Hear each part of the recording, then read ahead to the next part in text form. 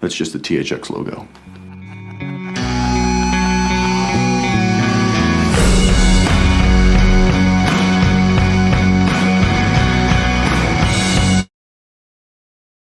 Okay, everybody. Hello. My name is Timmy Williams. I'm from the group The Whitest Guys in Town. And this is our Twitch channel. The Whitest Kids in the Hall. The Whitest Kids in the Hall, which Shannon Elizabeth called us on stage in 2008. Really? Maybe 9. It was 9. Dude, I just fucking broke the cork. Oh no! I'll tweet at her to make sure. Anyways, so I'm here because I gotta introduce him before he gets afraid of this. Before I leave. Before he leaves. This is Jordan Cooper. In a huff, as I do. This is Jordan Cooper. He is an old. Say hi, Jordan. I interrupt a lot. My name's Jordan. That's okay. Me too. Jordan. No, this is gonna be the Olympics of being high strung between me and you. It's gonna be. Oh yeah, we're the two. Should we call Kevin McDonald, see if he wants to jump in too? Yeah, we're the high-pitched voice. When I met Kevin McDonald, I was like, man, we're both the black-haired, bug-eyed weirdos from sketch groups that moved into the middle of nowhere. Did you see that I just said that on the Reddit? Oh. Did you catch that? Oh, I said something about you saying reminded you of him, right? I thought you both had the same role in the troupe, which is, and I mean it in the most complimentary way, which is that you can't look at you guys without laughing, like in a sketch. I don't mean in real life, but I mean like when Kevin McDonald pops up in a sketch, you just start laughing because he's so he's like a raw comedy nerd. Well, and it's like we're both hands. Yeah. You know what I mean? You had that role on, especially at like pianos and stuff, where the moment you'd like enter the stage, people would start giggling because of just like the physicality of everything. Like the sexy neighbor in a TV show, or like Kramer, only not racist. Sexy. Okay, so let me introduce you. Yeah, when people would just start debating in the seats. I did not call Michael. We would just get so turned on. Yeah, people are like, "Ow!" Okay, so this is Jordan Cooper. Is there a way I could see the comments, or how does that happen? You got to go to twitch.tv. You go watch the Twitch, and then you can look at it if you want to. I mean, people are going to say, "Who is this?" a lot. I don't want you to get weirded out by it. I know. But anyway, so let me tell them who you are. This is Jordan Cooper. He's a longtime friend of the Whitest Kids. He technically was in the Whitest Kids before I was, but was also out of the Whitest Kids before I was in. Oh yeah, I hit it and quit it. Yeah, baby. In and out. That's how I do.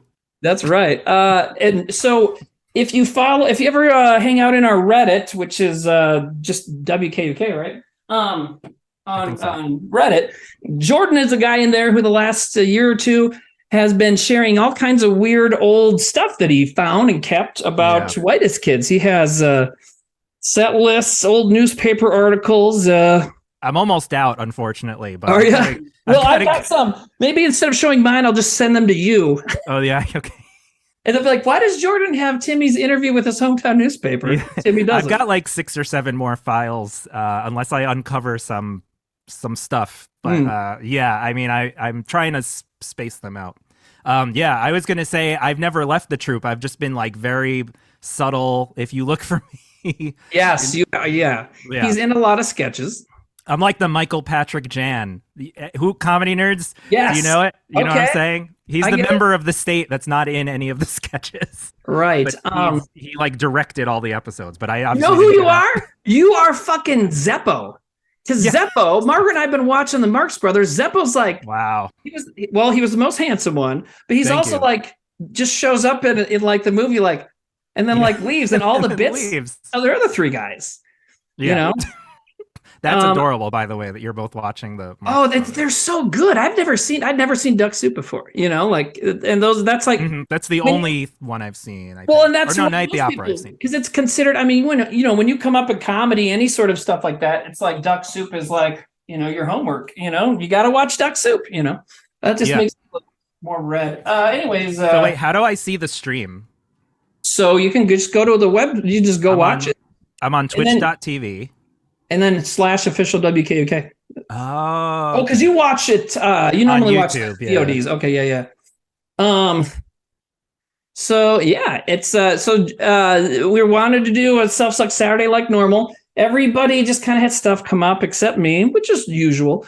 And Jordan has been sharing stuff on our Reddit, like old set lists and some old sketch scripts you found and stuff like that. Newspaper articles. The scripts are cool. It is cool to see those. And so people were commenting the other day, like, when are you going to come on a stream and talk? And Jordan's like, yeah, I don't know. And then like it did, it just lined up. So here we go. Yes. And it's also because I'm funny and charming too. You are funny and charming, man. I am. And honestly, I mean, we could talk about how your filmography is more impressive than anybody's right now. So, That's right. I don't know about that. Yeah, more than my horror movie coming out. Well, okay. Well, yes, that's very impressive. However, when you list all the movies you've been in, so Jordan. You're talking about background stuff. Yeah, Jordan's been in the back. Well, and you've done some other cool stuff. I thought you were talking about like the stuff me and Sam made in SV. Well, you made some great stuff then, but I was talking about like your big movie list right now, because Jordan, yes, was in a lot of background for Whitest Kids, but then you you parlayed that into a real job, and you do it all the time now. That's a weird. I mean, it's the fact that I was an extra in Whitest Kid Sketches is almost just a coincidence, really, because that was just from being friends. I wish I was in more. Honestly, I would have totally dropped everything I was doing to do that. So to be in more sketches of your guy, because I'm only in like 3, but in my mind, I'm like, how come I'm not in like 100 of them? We should have put you. We should have figured out a way to put you in the movie. Oh man, yeah. Because the movie is. Oh, sorry, I muted myself there. But anyway, so there wouldn't really be room for you because. Just kidding. But no, Jordan. Okay, so you've been in. You were in. So okay, I'll give some. Yeah. So I did that, and then I think it's funny because all the other background actors I meet all the time on set are similar to me. Mm-hmm. Where they're kind of a artsy, creative guy who can't really make much money off of the thing that they want to do. They can't pay rent, at least. I make some money doing music is my main thing that I like doing. But so a lot of us we just do background work because it's easy. You have very little responsibility. And a lot of the background people are like, I quit my 9 to 5 because I was so stressed out. We all say the same stories. Sure. Makes sense. And 2 different people I knew recommended it to me. So it was one of those signs of 2 different people who don't even know each other were like, oh, you should try background. It was fun. And it's been 4 years of doing it. So I've piled up this insane list of TV shows and movies that I've done background in that is and it's not a career and it's not a goal of mine to act. And as you know, one of the reasons I quit the troupe really quick is I'm I'm a behind the scenes. I can't. Yeah. You didn't want to be on stage. No, not doing that. I like doing music, but that it's sort of there's a weird difference though. Yeah, but, absolutely. There's a lot of differences. I was briefly in a band in high school, and even just from that, I can compare it to comedy, which I've done a few more times. And it's, in comedy or just dramatic acting, on stage, the audience is there to watch and look at you, whereas music kind of is a little bit more social where, yes, I do when I watch music like to pay attention, but also you can talk to your friends and have a beer and dance around, whatever, so. Yeah, my take on it is that music is just more ambiguous an experience, whereas when you're doing comedy, you're like, I hope they laugh or we're fucked. And that was what was, because I was in a comedy troupe after, with my friends. What were you guys called? Oh God, it's not cool anymore. It doesn't matter in 2023. None of this is cool. Oh, was it bad? If it's bad, you don't have to say it. It's not the worst thing in the world, but none of us are proud of it. Not at all. No, we were Cousin Eskimo. Oh, is that bad? I don't even know what that means. I didn't know it was bad until someone said they're not called that anymore. And I was like, oh, because of the word Eskimo. Okay. But the thing is, the original joke was a self-aware thing that it was bad. So it was kind of, it's like a lot of the Whitest Kid sketches where we know this, that's the joke, is that this is inappropriate. That's hence the humor. Right. Well, even with our name, when we came back and started doing this stuff on Twitch, people were like, were you, a few people that don't fucking get it. We're like, well, with all now that the Nazis are back and white supremacy and all this stuff, Like, are you guys self-conscious about it? I'm like, no. And as Trevor Yeah. said, he was so good at like solidifying a big thought into one dumb joke. He goes, no, Yeah. it was never a compliment. And yeah, absolutely. It was Yeah. never a compliment. Well, I was thinking about this too. Like, white used to be a kind of a cute, funny word. Like, oh, you're so white. Now it's like a scary, loaded word that kind of angers everyone and everywhere. Because you're just like, because some people are like, what the hell? Like, I'm sorry, I'm white. What do you want me to do? And other people are like, so, you know, like, it's just such a loaded word now that to put it in the name of anything is right. funny. But then people see us and they're like, oh, these guys must used to have done something, because they're definitely not just coming up right now.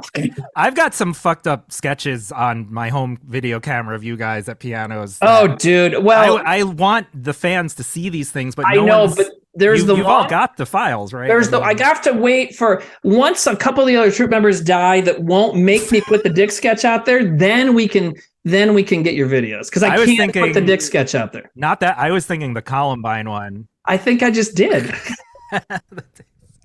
Well, I posted a still from it. You might have remember when you couldn't see me. Yeah. You can't. But when I posted about Trevor, you know, I like kind of poured my guts out about that one night. I couldn't sleep. I wrote this long thing, and I first it was just my social media, but then I think it was like later I was like, oh, there's a Reddit, and I was like, oh, I'll post this. Maybe it'll give people more context about more like an outsider looking in at him and what he did. I think people have really appreciated what you're doing, especially after Trevor died, man. Because you're like, that was the whole inspiration for it. I was just like, oh shit, like it makes you really look at like, it's like, oh, this stuff is very.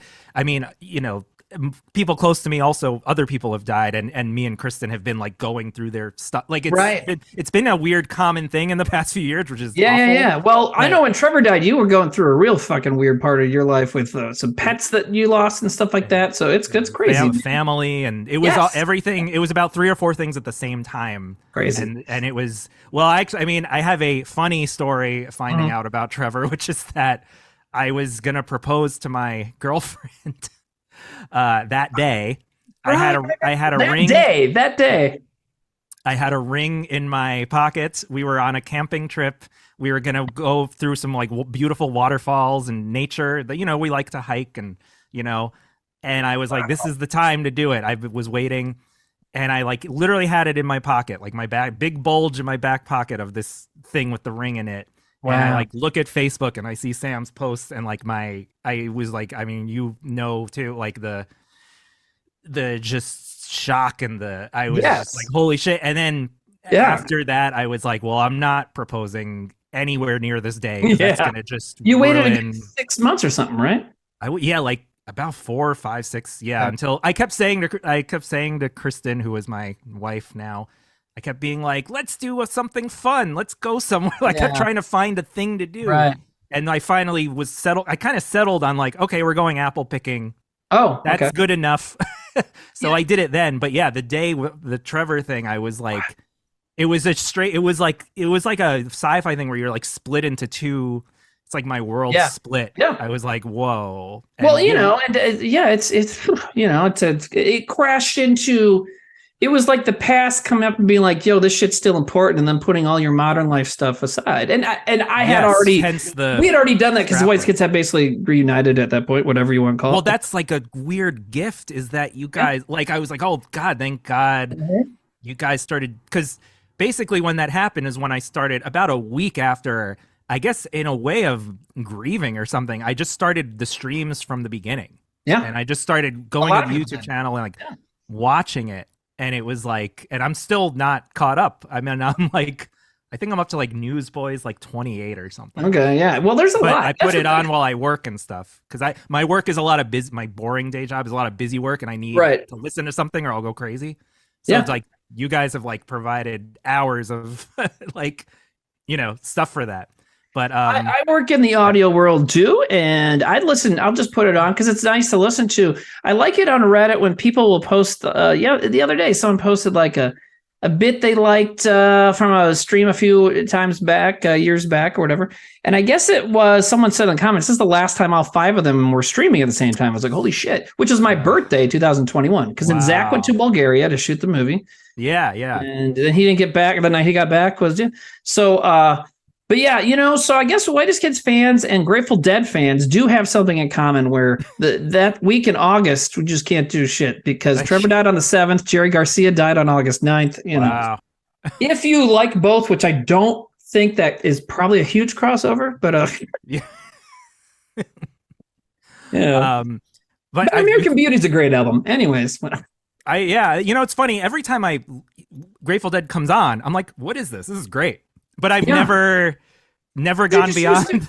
Well, because you and I are about the same age, and we're used to in the early 90s when 80. The thing, huh? Yeah, 80. Yeah, we're both 85 years old. And in the early 90s when the hippie thing kind of came back only being sold by fucking corporations.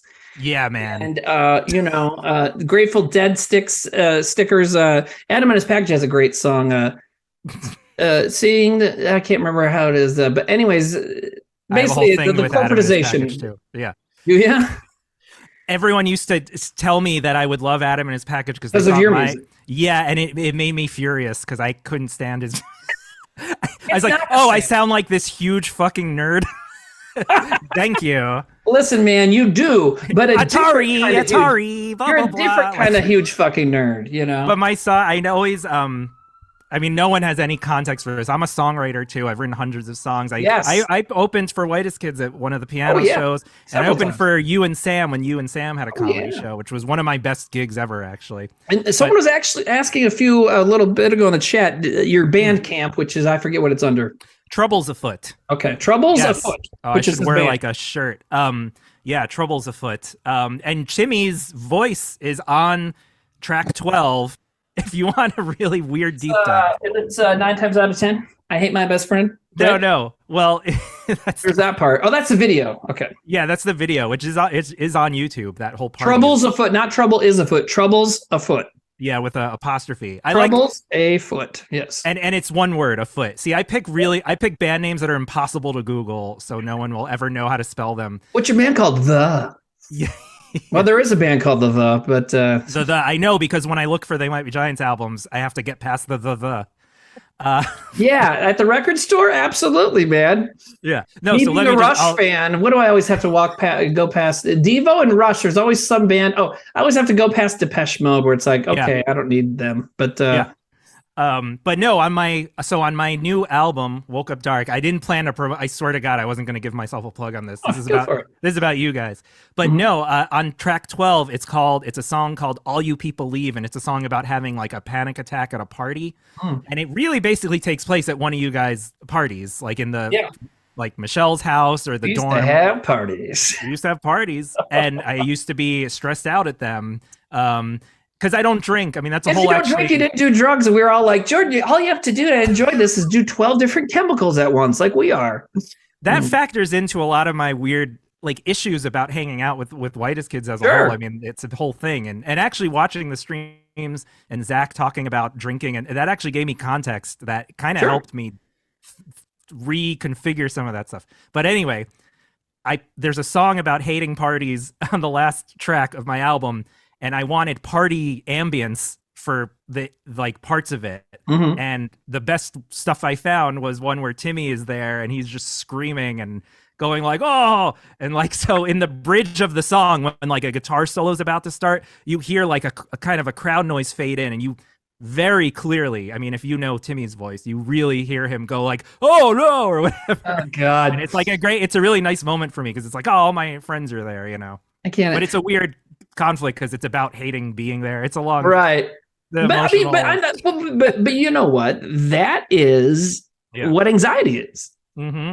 Like, yes, I mean, because it's like I was at a party for work yesterday, and it was only we were on a boat that we rented, so it was just the people I knew, and I loved it. But it's still, there's that voice like, you don't want to be here. There's people around. Oh my God. And then today I worked in the morning, and then one of the guys I work with was like, hey, this lady that we're going to start making ads for, can you go talk to her at her bar today? And so all morning long, I was like, oh my God, I have to go talk to this lady at a bar. Yeah. And I went there, and it was a great time. She's very cool. And I was just like, we talked for like, half an hour, and then I left. And so it was not a big deal, but that's what it is. It's like, it's okay. You'll enjoy it. You'll like the people around, but anxiety is like, well, fuck it. No, you don't. Yeah. I think about this a lot. And me and you have talked about these things a lot, which is that it's like, like 99% of the time, everything's going to be not just fine, but like great. Like I was anxious about this, and this is so fun, right? Yeah. And it's really like the motto, like, what's the worst that will happen? Like, so like I went to a movie yesterday and I was anxious as hell because all the things that can go wrong at a movie, like annoying people near you, or the thing doesn't work, or the sound is too quiet, and all these things drive me, like, I have so much tension when we're going to a movie. Though actually reserved seating has really gotten rid of a lot of that anxiety I used to have about going to the movies. I loved reserved seats. Yes, it's fantastic. And I have a funny story about that, but continue. Oh no. So it's just like, you know, and there was these things at the movie yesterday. There was a guy coughing his fucking guts out, like, that was making me like sick. There was an annoying guy next to me who kept moving his big, you know, like fluffy hair and blocking the screen. There was all these little things, and the sound was a little too quiet for my taste, you know, like I like to not be able to hear things around me. But it was fun, and I had a great time, and we took the subway home, and I was like, that was so fun. And it's like, that's great. Everything, a lot of my experiences are like that. Or I have a podcast too, which I'm not going to plug, but every time we do a Zoom thing like this, or we interview someone, I'm so like, I'm stressed out for like 2 days. Oh yeah, man. And it's always fine. And it's always like, that was one of our best episodes, you know, like it's crazy, man. I get invited to do podcasts as the guest, and people are like, oh, because you're a person. I'm like, I'm not a person. I don't belong on this all week long. You know what I mean? And this is something I've discussed before, but and this kind of sort of starts wrapping back into your history with us and everything. But, you know. Oh, yeah, please. For years on tour and stuff, or just at shows in general, me and also Trevor, I don't know if the other guys did this or not, probably, just because we all are so kind of like humble and weird and nervous, but people would like, you know, meet us and we're signing something or taking a picture with them or whatever. And sometimes they'll say like, oh, you're so cool. I've never met a famous person before. You're so cool for it's stuff like that, where they would indicate that we're famous, right? Trevor used to say, I'm not famous. And I used to say that too, like, I'm not famous. Then I got to a point maybe 10 years ago, even when I would go out and do a bunch of stand-up shows and people would meet me and say stuff like that, and I'd be like, no, I'm not. And then I realized I was like in bed after a show once after I'd said it to somebody. I'm like, you know what? Fuck me for telling someone else how to feel about me. Yeah. That's what it is, you know, because I think about some of the people I've considered famous in my life. There's ska bands who I definitely have more fans than they do. Yeah. And like, but there's ska bands, there's dudes from ska bands that have day jobs that I'm like, if I met them, you know, like they're famous to me. And so if somebody thinks I'm famous to them, well, who am I to fucking like, no, this is what I am to you. I can't tell you that. Yeah, so I let it slide down, because it's like, even when I have a day job. I'm like, you know, I can't even afford posters. I'm just kidding. I just haven't moved into this room yet. But you know what I mean? Like, it's like, I don't feel famous, but if you think I am, fucking go for it. You know what I mean? I know what you mean. Well, hopefully you're not mad at the people for like, it's more of like it was always a thing. Like, well, it was always a thing, especially me and Trevor having a lot of the same mental shit we do, only worse even.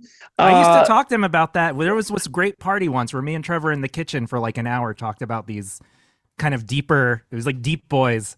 We were like, I know, I watch all this shit. Yeah. It was like it's a great memory I have, because I was like, it was kind of one of the only real conversations we had that wasn't about, you know, kind of, it was about mental stuff, not about like, oh, we're going to do this and then we're going to do that. Yeah. Well, yeah, between you and Trevor, you guys are both so ambitious that I can imagine you had some conversations about. Trevor is good at.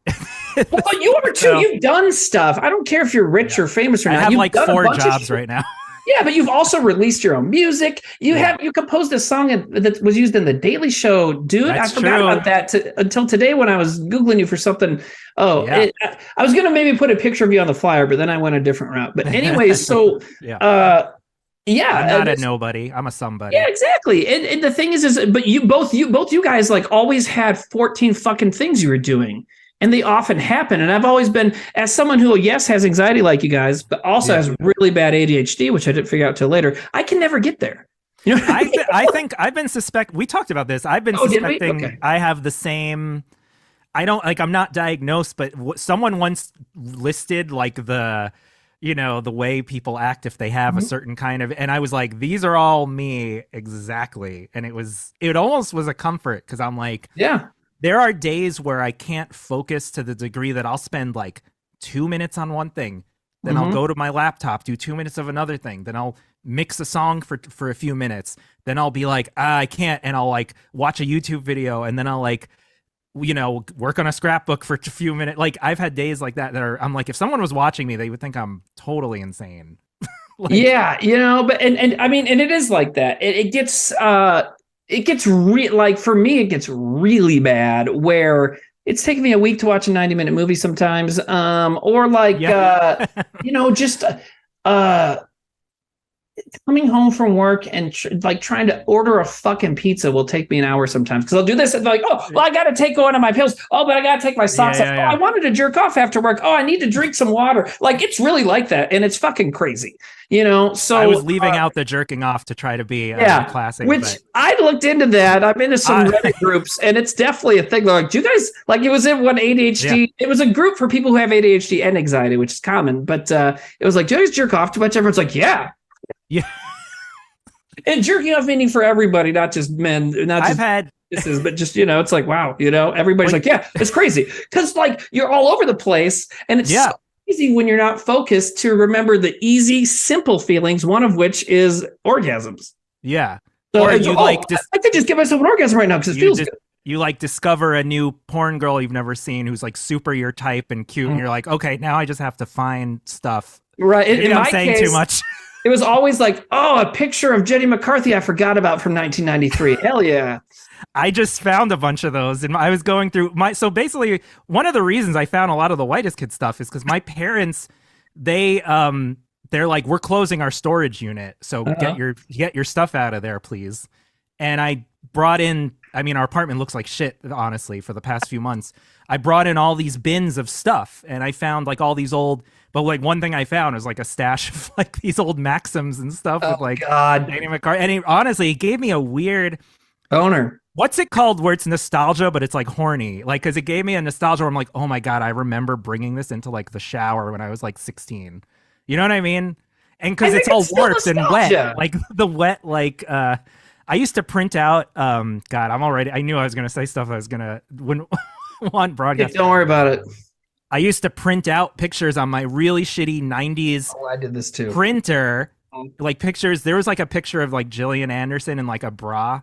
You remember? You know what I'm talking about? I bet you do. Probably, Well, it was like shocking at the time because she was Scully. And Jordan and I are both huge X-Files fans. And so in the 90s, Scully's never in a blazer. And then like huge sex perverts.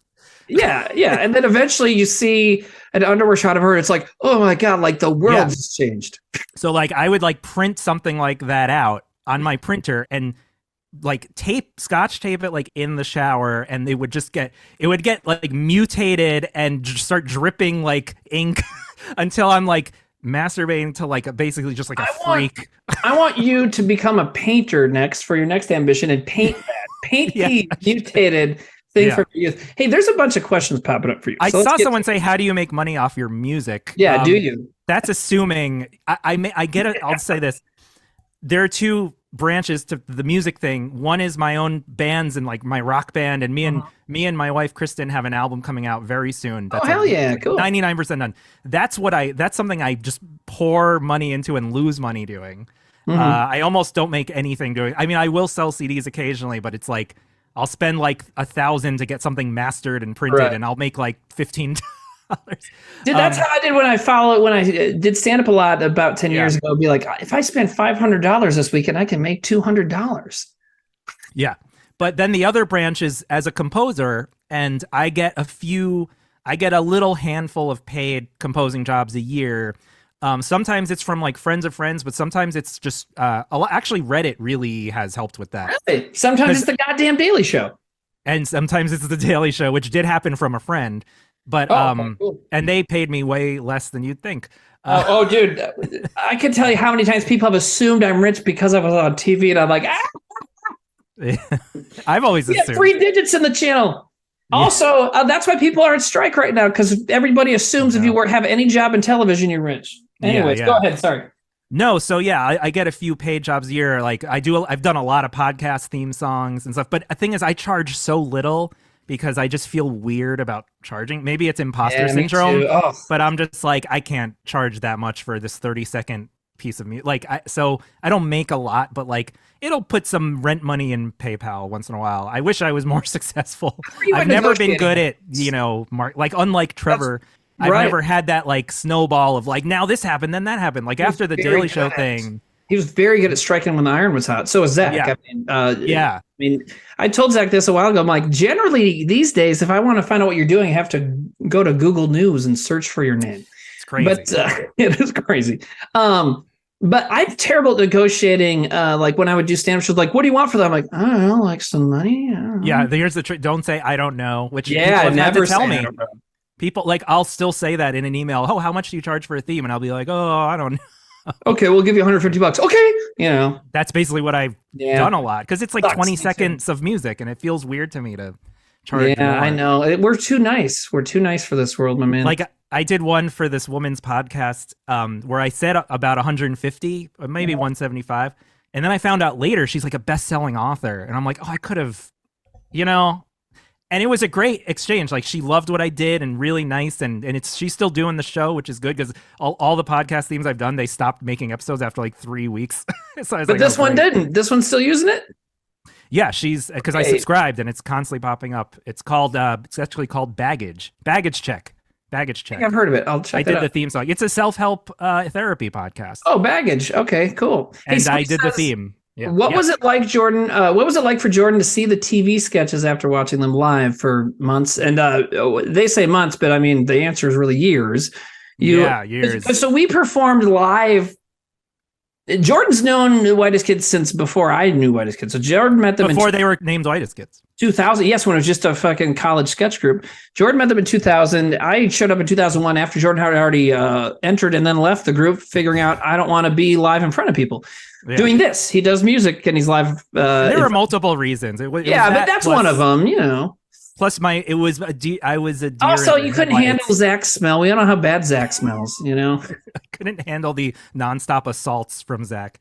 It was because it's one thing to be funny off the cuff. Like Sam invited me to the troupe, and I'll just like reiterate what I said on Reddit. Like Sam invited me to the troupe. It was a very logical decision because we would just have lunch together and we'd be making each other laugh, and I was funny and relaxed around him. And I was also the only one in our classes doing comedy films. Everyone was so serious. It was crazy. They were in film school, by the way. So we were in film school. Sam was in every single class of mine. Trevor was in one class, and I have a funny story about that. But, we were, all of the other students made like the most serious, or they were like Tarantino ripoffs. So many of that. Cool movie. We were college students in the early 2000s, you guys. So when I went to screenwriting class, like the first fucking thing my teacher said the first day, he's like, look, at the end of this class, we're going to have thesis scripts. I don't want any drug deals gone bad. That was one of the, In 2000, 2001, you had to fucking say that because we had just gone through Reservoir Dogs and Jackie Brown and stuff, Pulp Fiction, of course. And all the ripoffs of those. The hundreds of ripoffs. 2 Days in the Valley. 2 Days in the Valley. I was going to say Kings. But 2 Days in the Valley harkens back to the other conversation because Hachi Machi. Anyways. So, just that all of my classmates made serious films. And for me, my whole creative process, at least back then, was what would be funny. Like, that's how I think of an idea, is like, what's making me and my friends laugh. So all my films were naturally comedy. They were a little weird, and I got compared a lot to David Lynch, even though I had never seen a David Lynch movie until me and Sam went to Mulholland Drive at IFC Theater. I can see the Party Guest film that you made being Lynchian to I think you might not have seen some of the others, but like they're funny, but they're not just funny, they're weird. They're like sad. Surreal and sad. Well, the one with you, Trevor, and Sam is very sad, which I'm proud of. Tim Warner or the party one? The party one. Party one is sad. Yeah. Which I hope, if people don't know, like Sam, Trevor, and Timmy are in a short film I made. It's not a great movie, but it's very personal to me. So it's kind of just like your baby photos. Like I'm just like, well, it's not perfect, but it's me. What was that? We shot that like fucking like November 2001 or maybe February 2002, something like that. You see American flags everywhere in it because of 9/11. Okay, wow. Diet Aubrey Plaza says, hi, late to the party. Wasn't Timmy, Sam, and Trevor in a movie of Jordan's? That's what we just said. So but they're delayed, so it's probably. It is. It's called The Love Song of J. Alfred Prufrock. It's an adaptation of the T.S. Eliot poem. I know I sound like a smarty pants saying that, but I don't know poetry well, but I really connected to this one poem, which was about a guy being anxious at a party, but kind of in a very roundabout way of where he kind of drifts into like metaphors and all this stuff, right? So I was Jordan like, gets a lot of mileage out of being anxious at parties. So my next album is called Party Guy, and it's 17 songs about being anxious at parties. This isn't a joke. Perfect. I don't think it's for Party Guy in like 2 years. I know it's not a joke just from knowing you. I know. Yeah. But anyway, that's a whole other. I see. This is a problem with me and Timmy. We both talk a lot and have a lot of tangents. Oh man, we are tangential. But maybe I was thinking maybe together we will negative out. That's not a phrase. Negate each other's tangents, but it's not happening yet. But someone says, "Oh, go ahead." Okay. Oh no, I wanted to make sure we complete you never answered that we got into. That's what it was. What was the question? It was about the early. About what was it like to see the TV sketches after watching them live? Oh shit, we didn't answer that. I mean, do you want my unfiltered? Yeah, go for it. I don't fucking care. In a lot of cases, a little deflating because live is so raucous and insane. Yeah. And then some of them, I'd watch them on TV and I'd be like, well, I know the writing is funny, but there's an energy dip that I can't imagine how you guys could have, solved that issue. Yeah, sure. We solved that issue by running out of sketches that we could turn from live to TV. Well, that's starting at season 2, we're like, oh shit, now we got to write for television, and that's when I think the show got way better. Yeah, I agree, and I liked actually watching as like a fan and being like, oh, I don't know any of this stuff at all. Yeah. But a lot of the sketches, in my mind, I was like, oh, like the entire joke for me was the way that you're like fucking with the live audience, or with each other, like hurting each other. Yes, hurting each other. Yeah, that's why, so we performed live for so long, and then for people that might not know that, we starting on February 8th, 2004, whatever the first or second Sunday in 2004 was. You and I are both good brains about this shit. But anyways, so we were performing every Sunday for a couple of years before we got on TV. And so by the time we got to make a TV show, we had 100 or 2 live sketches we could pick from. And so we did that. Most of season 1 is live sketches, and a good brunt of season 2 is. And then we ran out and had to write for TV, which, like I just said, made us better because a lot of times the live stuff we shot was just kind of, we'd shoot it sitcom style, 3-camera, whatever. Yeah, it almost looks like how movies from the 30s and 40s look.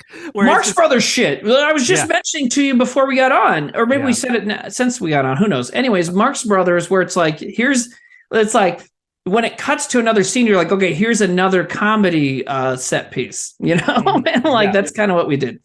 But you're right, and one thing that I always felt about, when I moved to New York, I never planned to do comedy or anything like that. And I ended up with these guys and we started performing. And when it was just the 5 of us, especially performing, it made me feel similar to when I was like doing punk shows and stuff as a kid in South Dakota, where it's like, we didn't wear costumes. We wrote out our set lists with a black marker on like a napkin right before the show, basically. Sometimes we had it prepared. And a lot of times we ended up preparing more as time went on. But sometimes we're just like, what do we do? And just as Jordan said, the energy of like when we performed live, we would all often there were parts of us in the audience. We'd include audience members in violent scenes that got them hurt. We were throwing shit. There was a sketch where I auditioned for the role, which we never did on TV because it'd be stupid. And it wasn't that great of a sketch. Wolverine, right? Yes. So there's one where I auditioned for the role of Wolverine because the joke in the sketch is that Hugh Jackman does something horrible, gets canceled, which is way before that became a thing for people. But I did. So basically the joke of the sketch is I'm auditioning to be Wolverine, but I think I'm auditioning to be a Wolverine. So then, so I start running around the stage, and then finally the audience gets an answer to why, before this sketch started, why did they set up all these weird little statues and glass cups everywhere? And I would go to the dollar store or whatever before a show, if we're going to do the Wolverine sketch, and buy a bunch of weird knickknacks for like $10. Because then I was like, I'm a Wolverine. And I go around, I tear the shit out of the room and I throw stuff. Yeah. I broke things and threw chairs. And there were glass shards. I mean, we're so fucking lucky in some ways. There were glass shards, porcelain shards, like flying into the audience, like more than a few times. And so when Jordan says we didn't have that energy on TV, because when you watch this on TV, it's like, I can enjoy the show without feeling like I should have signed a waiver. Yeah. And I'll say it, to put stuff on me too, like making an album, like my goal for my last album was like, I just want this to be as good as the live recordings I have of my band, you know? Cause like there's this one live recording of my band from way back in like 2009. That's like, I'm like, I wish I could just put this out. It's like, but it's just recorded so shitty, but like the performance. So like, it was a lot of effort to like keep that energy going and record guitar parts and be like, not that I'm perfect ever, but like to not, to like have a little wrongness. Yes, there's something there, and it's really hard to replicate. I'll say I can give so many examples of the Whitest Kid sketches that live were like kind of dangerous and explosive. Sure. Well, someone just asked Line Leader, because there's one episode of the show that is a live show because of the writer's strike in 2008, and that was interesting to watch, actually. Yeah, and it's fun. But what was weird about that is most of our shows took place on our live shows on a stage above the audience, whereas the live show taping, it was a what do you call it? Amphitheater style. Well, we're at the bottom and the audience is above us. So for something like Blind Comedians, where Trevor and Darren are two blind stand-ups and they fall off the stage, it's not. That's one of my favorites. As well, when they had to fall up basically into the audience, it was a lot harder. Whereas when we did that live, like at Pianos where we played all the time, there was a stage that was a good 2-3 feet off the ground and they would just fucking fall off of it. Yeah. Like I'll say an example, Mountain of Chairs. Jesus. Live, that one's a good. The tension and fear in the audience as Timmy's like in front of you, putting these chairs up. And one of the other reasons and it's funny, this is almost like I was like telling the future from this, but like the reason I couldn't ever be in the troupe is I'm like very uptight and like I'm very afraid of being hurt. Yes. I don't drink. I'm I think I'm a fun guy to hang out with, but I'm very uptight and I could never do the stuff that you guys like. I would just not like I can say this, me and Sam, one of the only fights we ever had. I know the chat likes about fight stories. Oh, they love it. One of the only like kind of weird, tense things that happened in film school was the teacher split us into duos to do like photography projects. And me and Sam were a duo, and Sam wanted me to take my shirt off and just do stuff outside the school, like on the sidewalk in New York City. And I adamantly refused. Sure. And he, like, in his mind, he just couldn't he's like, who cares? And me, I'm like super self-conscious about my everything about me. And it was almost like to the point of tears. Like, I was like, I can't do it. I'm so sorry. I can't do it. And he was like so pissed at me, being like, what the fuck? And like, and I think about that in relation to Whitest Kids. And like, if there was a sketch where they were like, oh, Jordan takes his shirt off, I'd be like, no, I'm not doing it. You know what I mean? I'm not that personality where I can be that kind of out there and crazy. But like Mountain of Chairs live, to bring it back, is like just watching me stack up chairs. And, so I've always been that way too about getting hurt. But like one thing Whitest Kids that was great for me personally as my growth as a human is it completely obliterated my sense of shame. Like it's gone. Like I haven't had a shameful moment in fucking decades. And, it's great.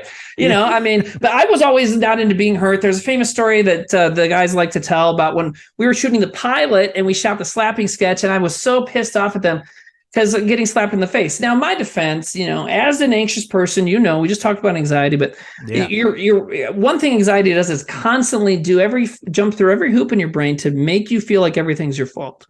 Yeah. And that you're the problem. And so, like, for example, when we were shooting the slapping sketch, and I'm like, yeah, I was being a real bitch about getting hit in the face. But when you think about it, and the guys weren't being mean to me either. We were just trying to shoot a sketch. But I did get hit in the face like 150 times. And so, maybe most people would actually not enjoy that. Yeah. No, it's true. I didn't like it, but I got over it. It's like, the sketch where we referenced a little bit earlier where I was completely naked and Darren rubbed my dick on stage. It's like, well, which I have a video of. And if you ever show it, I'll sue the shit out of you. So, I know. I have a daughter and like a respectable career. If I can't here in town, like with a bunch of conservative people, I can't. You can't see. I know. The thing is, it's not like it's worth seeing because of Timmy's. No, I don't have a beautiful cock. I do. Well, I have a great cock, but you can't tell. It's worth seeing just it's kind of what we're talking about. The audience hearing the camera goes around. It's just an incredible video. It's like an incredible few minutes of a video that is. And it's a coincidence that that's just one of the random ones I happened to videotape, like I didn't. Yeah, it's so funny. Kind of a hassle to have to record a show, so I only did it like 2 or 3 times. Right. And I remember looking at it when I'm. Oh, sorry. Go ahead. No. It's like almost incredible that's the one. That I know, and I think for some reason I want to say we did that twice, which is crazy. But like, not to my memory, but who knows, man? I don't know. But anyway, so I wasn't at every single thing ever, but. I was at almost. But who knows, man? I can't. I used to be really good at remembering all this stuff, but anyways, I have some more wine. But no, so so I remember being on the table, naked, and I'm fat at that point. I've been fat and skinny, but I was fat then. And Darren's, it was a massage parlor sketch. Darren's, he put on a glove and rubbed the head of my. He did put on a glove, by the way. It was very strange. And I'm like, oh, man, haven't you ever rubbed a guy's dick for money before? Anyways, that's not how we rehearsed it, Darren. In rehearsal, you got me off. And I look over and I see 3 women that I know and that you know, and they don't need to be named, but they all knew each other. And they're sitting at a table and they're all closing their eyes, holding hands and screaming. Yeah. One of them had been fucking me like a month before that. We were like together a little bit. So it's like, okay, so you should not be this worried about seeing my penis, but whatever. But like, but anyways, so everybody had that reaction. It was great. And what you're saying is, yes, the thing that makes that video funny is how the sound basically blows out. As soon as it's revealed because we kind of made it seem like I wasn't really going to get naked, and then it happened. Yeah, and then that's the picture I posted of Trevor when I wrote my little like eulogy for Trevor that I posted on Reddit, and I didn't want to take a photo from anything, on Google or, and I'm like, I knew him. So, and I had a few good photos of him, which I've also posted. But I was like, I'm going to do it from this sketch because this is maybe the most I've laughed in my entire life. It was an insane moment. And it's like, so the picture is him coming out on stage going like, oh, like the psych out that the sketch is ending. Yes. And then Zach and Sam come in. We could put the audio up. The audio would work. We should do that sometime. So that's Zach, not a bad idea. So it's a massage sketch, and Darren's a masseuse, and I go in. I'm like, I have he massages me like normal first, and at first I say I have a lot of tension in my thigh backs, and so first the sketch was called Massage My Nipples. So I'm like, I need you to massage my nipples. So he massaged my nipples. I'm like, I have a lot of tension in my thigh back. So I think I dropped trowel then, and I'm in underwear, which I done Timmy dance all the time. I was in my underwear constantly. Yeah. And so no one cares about that. Off stage and on stage. Yeah, dude. I love briefs. I love ventilation and briefs. But anyways, so then he rubs my thighs, and then I'm like, but where I really carry a lot of stress is the inside of my dick hole. Yeah. So then Trevor and Zach and Sam come out and stand in front of the table I was laying on and go like, we're not going to really, and they go like, ba, ba, ba, or whatever. And then they just kind of nervously look at each other and then part. And I'm nude, laying on this table, and Darren puts out a fucking like food safe, like it's a glove for like when you handle raw chicken. Yeah. He's just like really nice. Well, I'll correct you there. They don't look at each other and part slowly. Okay.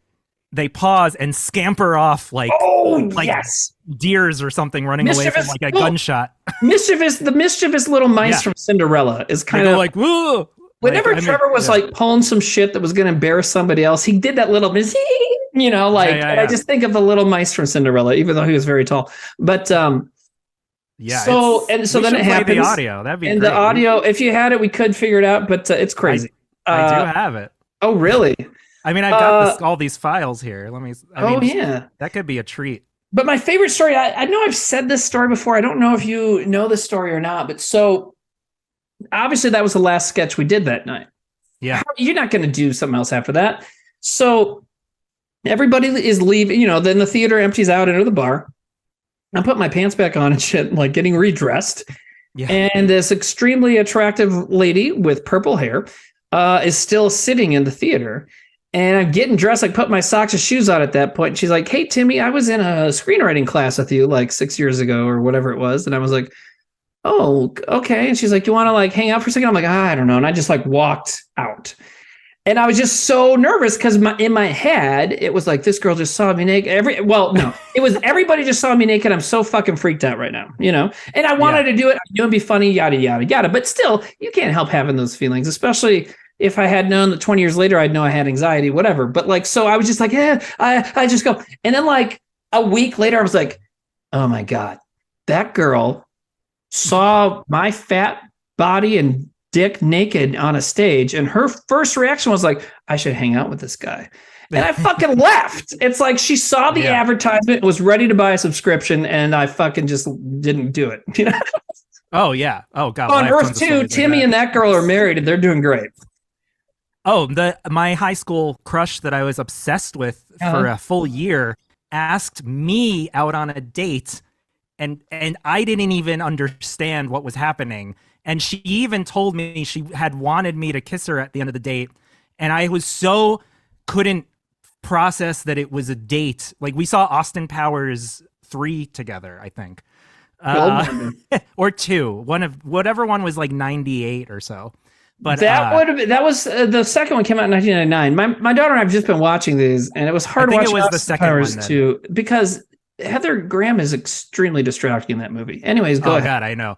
But what? Yeah, like that's one of my craziest things that I can't believe I didn't like. She asked me to a movie, and in my mind, I'm like, that's weird. Why would she do that? Yeah. And it's like, and it's not even that. She wrote in my yearbook the year before that she had a crush on me, which is why I got a crush on her. It was like kind of a weird back and forth. It's like I never thought about her ever, but a girl saying, "Oh, I kind of liked you this year." That's what she wrote. Okay. I lost my mind. I lost my mind for a full like 9 months where I was obsessed with her. That's how that had never happened to me before. Well, and I feel like, so you and I, it is very similar. So in both our cases, we just didn't understand when people wanted to date us, but we also, both of us would often like take shots way out of our league that sometimes work. Oh, you know? Yours worked. Now you're married, So it's like, so we take big shots, and mine have never paid off, but they do. So it's like we're just so distracted by our own fucking like daydreams of like bagging the 30-pointer that it's like, someone actually wants to date me, and I have no idea. Kristen's in my league, so it's not. You guys are great. I mean, I don't think I've ever met her, right? I've never met her. I know, that's insane to me. How much I talk about you and all that. Well, and like none of you guys knows everything. Yeah, and she knows everything, and like none of you guys ever met my daughter. I know. That's crazy. Everyone in the troop and Nate have seen her on Zoom, but no one's met her in person. It's weird. Mm-hmm.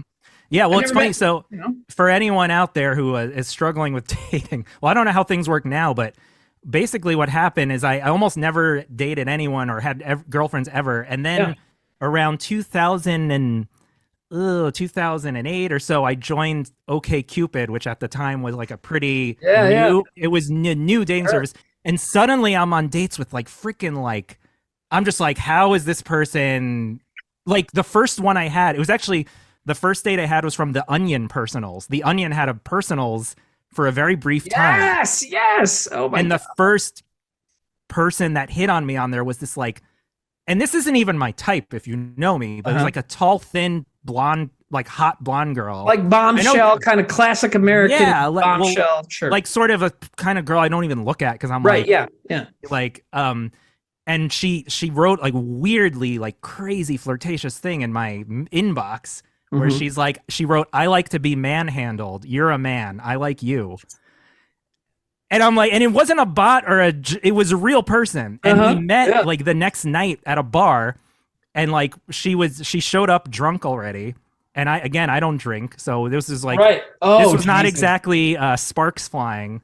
But after like a long awkward conversation, she like kissed me, and I was like, "What is happening? Right? What is going on?" And then that led to like 2 years of me basically being in episodes of Seinfeld where I have a new girlfriend every week.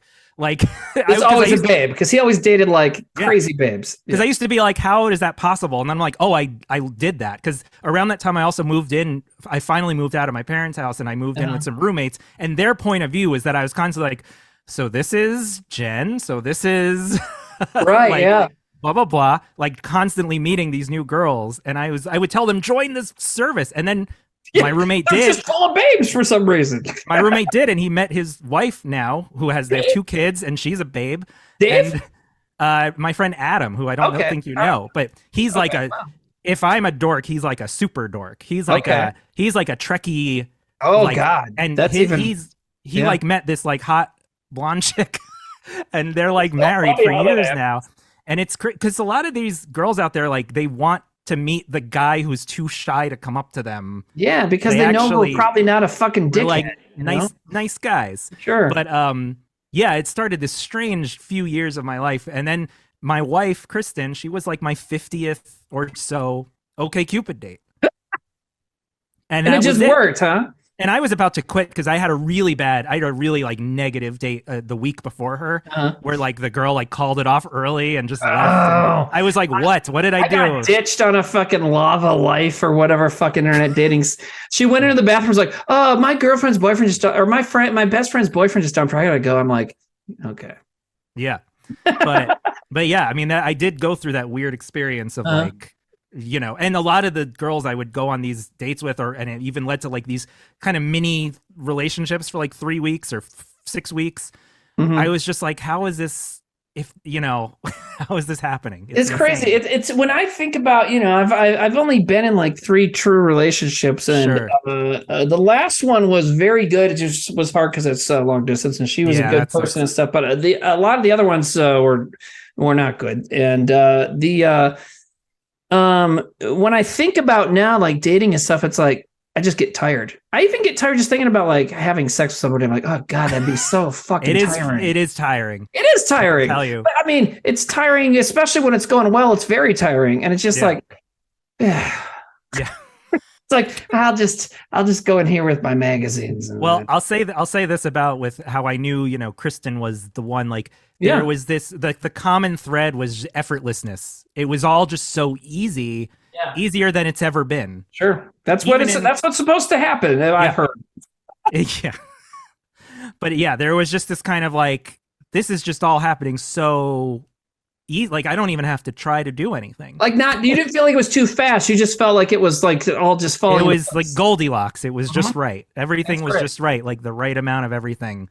And it was a little. Your wife, as far as I can tell, is fucking cool. She has a really cool job. And if you want to know, she's more famous than maybe anyone here. Yeah, she's a cartoonist author named Kristen Gudsnuck, and she has a series of books out. She did Minecraft graphic novels for Dark Horse Comics. She did Scholastic books. Her latest comic is with Emily Hampshire from Schitt's Creek. That's Steve. Oh, sure. And they put that out a month ago, and so. She's also like, I very much admire like her career because it's kind of insane. Like, it was same with knowing you guys, just knowing people who kind of ascended to that bizarre level of like, oh, there's ads with you and there's. Yeah. Well, when I went away to New York or from New York to Oregon, it's Sam. Sam, did you see this, Jordan? Are you watching? Sam's on in his car, and what we're seeing is a can of sparkling water, I think, and his dick. Now he went off. Okay, I think that was a mistake. That was like those like footage you see of right before a crash is gonna. Russian dash cam. I think we're technically hosted by Sam. Oh, hey Sam, what's up, man? Oh my God! Stop talking about my dick. Well, I saw like your bulge, like your thigh and your bulge, and it got me going. Oh, what's up, guys? Oh my God, Sam! We're talking about all sorts of stuff. Jordan was talking about his dating adventures. We were talking about my penis. The dirt. We were talking about. Going to try and do the stream tonight, guys. I thought we were going to do it later. What? Yeah. I thought you weren't doing it. I said I gotta like check up on stuff. Oh shit, man. Okay, so I thought you were out because at some point you told me you had kids stuff to do or something. So I thought you were done. So I just asked Jordan when his best time would be, and it was when we started an hour ago. So normal time, right? Yeah. Yeah, but but we were gonna maybe go later because Darren wasn't gonna be there. But then at some point, I thought you said you couldn't do it or something. So I'm like, okay, well, I'll just get Jordan and we'll figure it out. Oh, maybe. I mean, I thought I said I was going to check on it because of kids stuff. Oh, well, I'm sorry, man, but we definitely. Maybe I did say that. Maybe I did. You said that'd be cool. I gotta check if I can, though. I might be busy. Thank you. Oh, you said I gotta check if I can. I might be busy, and then I guess for some reason my brain said that means he's done. Okay. I'm gonna pee while this exchange happens. Oh, yeah. I feel very awkward about. It's a boring conversation. Don't worry. We're just talking about your call. We're just talking about being like tired dads misinterpreting text messages. Yeah. But anyway, sorry, man. But I mean, I think we clearly need to have Jordan back. So, you know. It's funny because I'm in the car. My son's in the car, and I, figured I could jump on the Zoom because, we were in traffic. But then Nate, and I was talking to Nate about jumping on, and I was like, oh, the traffic's like clearing up, so I can't really jump on right now. And Nate goes, oh, it sounds fine. It sounds the same. It's no difference to me. And I'm like, yeah, because I'm worried about like getting in an accident with my son on. I don't care about the sound of the screen. What? But now he's just talking like he's on, but he's not on video. He's just on like talking. The filter in chat says, "Is this Sam guy a subscriber or something?" Yeah. Oh, but so well, my bad, buddy. But I mean, if you have time, I mean, we still got a good hour left. So if you have time, get on. I'm probably gonna try and put my son to bed for a second nap and stuff. But maybe I'll be. Well, yeah, let's see what's going on. But also, Nate and I were trying to talk Jordan into doing Trailer Boys sometime because only if you're okay. I told Jordan that Trailer Boys probably partially owes some of his existence to Jordan because he got us into some weird ass movies back in the day. You know what I mean? We definitely watched some of Jordan's favorites on Trailer Boys. Sure. Yeah. What's the robot in the family? We just talked about that a little bit ago. Yeah. Did you tell the story about Mike Shaul? Oh, maybe actually. Because that's one of the biggest shocks of my life, which is that I was telling Sam and maybe a couple other students about Robot in the Family, and the guy in our class named Mike, he's behind us. He goes, "My dad made that movie," and we thought he was making a weird joke. Story, yeah. And we started laughing, and he goes, "No, I'm the little kid in the movie," and we were like, and then I put two and two together that his last name is the same name as the director. Right. Wow. And it was like I basically hounded him for weeks, like for gossip and details, and he delivered. Like he told us. Wow. Crazy shit about the movie. And I was almost going to make my thesis film a documentary about Robot in the Family with using that in that I had, but it never really happened. But for those that don't know, Robot in the Family is one of those so bad it's good kind of movies. I don't really use terms like that or guilty pleasure. I know I feel weird about that too. It was made. It is ineptly made, and all the things that make it entertaining were probably not intentional. Yeah. You got Joe Pantoliano, whatever, doing that. That's the weirdest thing. Is that Russian accent? Just an awful. Is it Russian? Eastern European? Turkish. It's Turkish. He's supposed to be Turkish in the movie because the director is. Oh, okay. And so you have to do. And the robot looks bad. It's just a bad movie, but like that's an incredible story. It's not just bad. It's like this incoherent. It's crazy, bizarre kids movie about a robot. Because me and my friends used to rent kids movies. They were often weird. I mean, my friends are fucking weirdos. Yeah, that's right. Well, we wanted to like learn the language so we can, Anyway, right. No,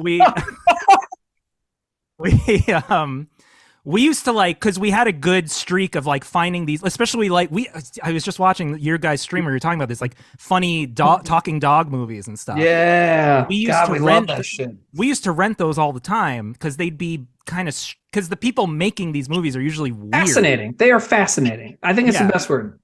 So the guy that made all the talking dog movies, for example, the Buddies movies, Robert something has only made fucking talking animal movies. Yeah. And he's probably got multiple homes. You know what I mean? The guy's fucking loaded. I thought you were gonna say multiple homicides. Probably that too. Maybe he's probably a fucking psychopath. But lots of psychopaths don't have more than one house. But usually, so we'll rent one of these kids movies, and there'll be 2 or 3 moments that are weird that our friend would then VHS onto another VHS tape. Yes! He was like collecting these weird moments. Who did it? Was it James that was doing this? Yeah, James would capture these weird moments in movies and put them on another tape. And he had this incredible tape that was like one of the funniest tapes you'll ever watch with out of context. I remember seeing that. I've seen it. It's really good. He did a great job. But what Robot and the Family gave us is like every second is weird. You can't even cut it up. Yeah. And incoherent. And what's funny is our classmate Mike really gave us insight into that, which is that originally he said it was an R-rated movie where he cut out like 90 minutes to make it a kids movie. And that's part of it. So it's like a fucking 2.5 hour movie. Yeah. So he told us the whole. He said that they cut out sex scenes. They cut out, if you could see my reaction when he was telling me this, because we were in the. Dude, I would love to have video of your face for that moment, like 2000 we were in the SVA, or whatever. Just what? We were in the cafeteria, and he was like taking me through it, and I was just like this, like, and like he said, oh, there was a running gag where there's these 2 like bumbling henchmen in the movie. I'm sure you could picture it already. Yes. And he's like, oh, there was a running joke where they had their dead mother in their refrigerator, and that every time they get a beer, they say a prayer. And I was like, that's amazing. First of all, I mean, that's like a whitest kids bit, if anything. It does. You know what? It sounds like a really great sequel to the Goonies. Yeah. But like he just told me all this crazy. I'm like, that's why the movie's insane, because I said, like, so I asked Mike, I was like, why is the movie so insane? And he's just like, because my dad's insane. Like, okay, like confirmed. Why is it so crazy? Because my dad's crazy. Yeah. But I mean, if you haven't seen Robot on the Family, once you've seen Robot on the Family, when you finally later would watch The Room and be like, well, that's cute. It's true. And the thing is, it's funny. The Room is hilariously inept, but it's like not even, look, it's the Holy Grail, The Room. But right. And the Robot and the Family is funny from the first frame, because the first frame is it says a Long Island Expressway production. We just right away we were like in hysterics at that. Maybe you have to live in New York, but Long Island Expressway production, that's not a promise of quality. No, it just means that's what he could see out of his bedroom window. Yeah, exactly.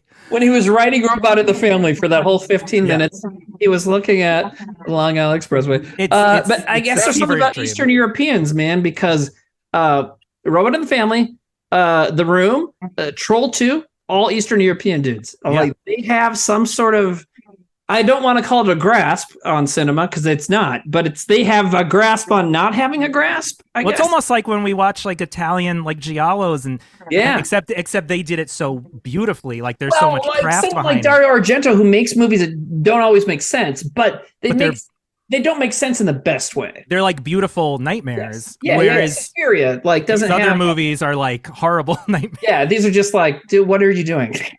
Yeah. I mean, Robot and the Family is so insane that it's almost, I mean, I've seen it like 20 times, so I actually know what's happening in it. But on a first watch, there seems to be no script because everyone's talking at the same time throughout the entire, from beginning to end. So you never have like an audio break where you can relax for a moment.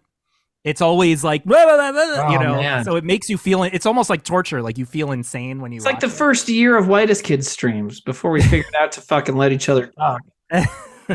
Was that Nate or Sam? I couldn't tell which Brown laughed. Thank you. Yeah. Or a Robert Altman movie. That's probably, you know what? That's the thing is a lot of times those guys have like are studied for the most part in film, so they know, but they just can't do it. Or a Cassavetes movie. Where everyone's Cassavetes, Altman, those guys. Other. Yeah, and it's like, oh, it'll be like this. It'll be like a real, like, realistic, raw drama. Yeah. Like, no, it won't. Yeah. But yeah, I used to show you guys these insane things. Oh, dude. Things that we found. I didn't show you a few good. You should. I don't know if the trailer's out there, but Age Isn't Everything.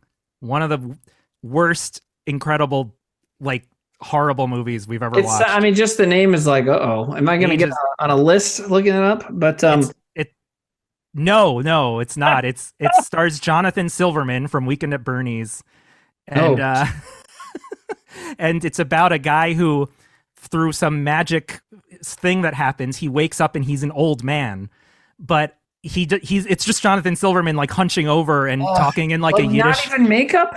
He's all of a sudden Yiddish for no reason. So the first thing that happens is he wakes up in the middle of the night and he goes, "Again, I got a pish." People and do the that. movie goes from there.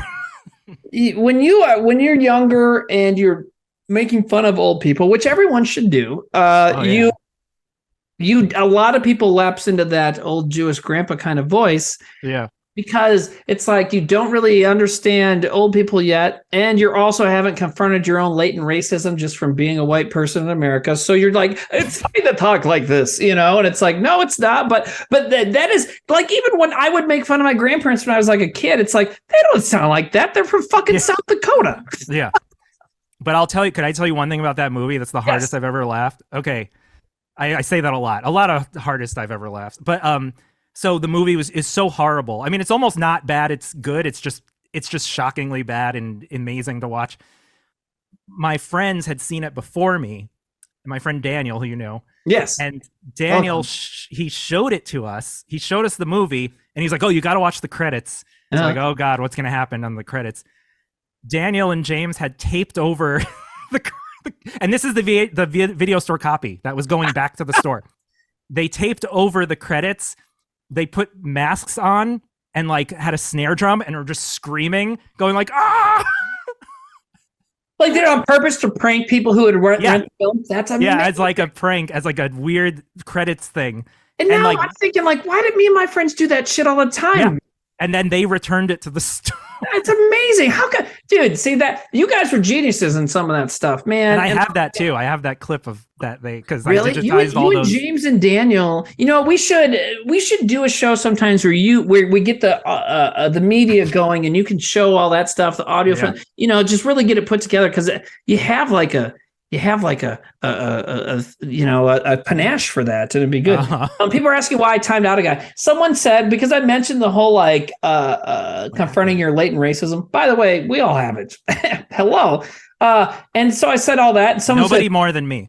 Oh yeah, but everybody. I mean, that's the thing is even if you even when you get to a point where you can acknowledge it, you still, especially as white dudes, we benefited from it.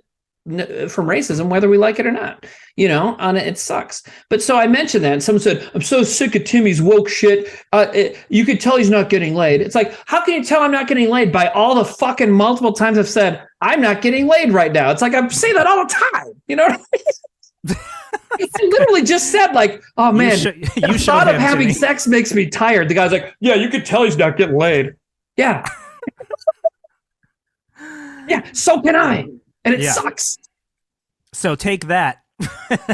Oh, yeah. Deja and Tandu makes a good point in chance. The guy's chat name was Rasta-Jew. Like he said, Rasta-Jew. He says, someone named Rasta-Jew timed out? I don't believe it. Yeah. Yeah. Whatever. I feel like I'm worried we should be talking more about the whitest kid, some stuff, right? Are the questions we're ignoring, Nate? I'm sorry. Nate says there's questions. Oh, that's not a real question. That's not a real question. Oh, but I can say, wait, they can't hear you. Were you there when we shot that thing though? No, but I was there when Sam drank an entire jug of milk and then vomited it all. Oh, you were, yeah. That was before I even lived in New York. Yeah. That was the most disgusting thing I've ever seen. It was Sam, Zach, Rob. Who else was there? Do you remember who else was there? Oh, what was the whole part? I have the video. I don't have the video of the milk part, but I have. We got to have it like a Jordan Presents. I have around the milk part. It was the party I played at that everyone's screaming during and stuff. Okay. I'm almost positive it was the same night. Well, see, some people are asking questions and not tagging us, so it's hard for me to see it. Oh, it said Jordan had a story about Trevor in class. Yeah, Trevor. It's not a great story, but I can be really fast with this. Yeah, go for it. I only had one class with Trevor. For some reason, like college and film school, like it's like they keep the same people together for all years or something. Weird. So there was a whole other section of film students that I never knew at all ever. So it's kind of weird. They were like told, they're almost like, it was almost like a sports team thing where I was like, oh, like our movies are better than theirs, right? And I just remember as someone who didn't go to your school hearing about these other characters like Homer and some other people, and I was like, what? Yeah. Just some weirdos. But anyway, classes? Yeah. So Trevor was only in one of my classes, and it was like a creative writing or something class. Mm-hmm. And I was excited because I'm like, oh my God, I get to have a class with Trevor. Maybe I'll get to like, talk to him more and stuff. You know, he wasn't an easy guy for me to like, he was just always had people around and was doing stuff. Yes. Yeah. But Sure. I was in this class with him, and the teacher was so inept and terrible. She didn't do anything.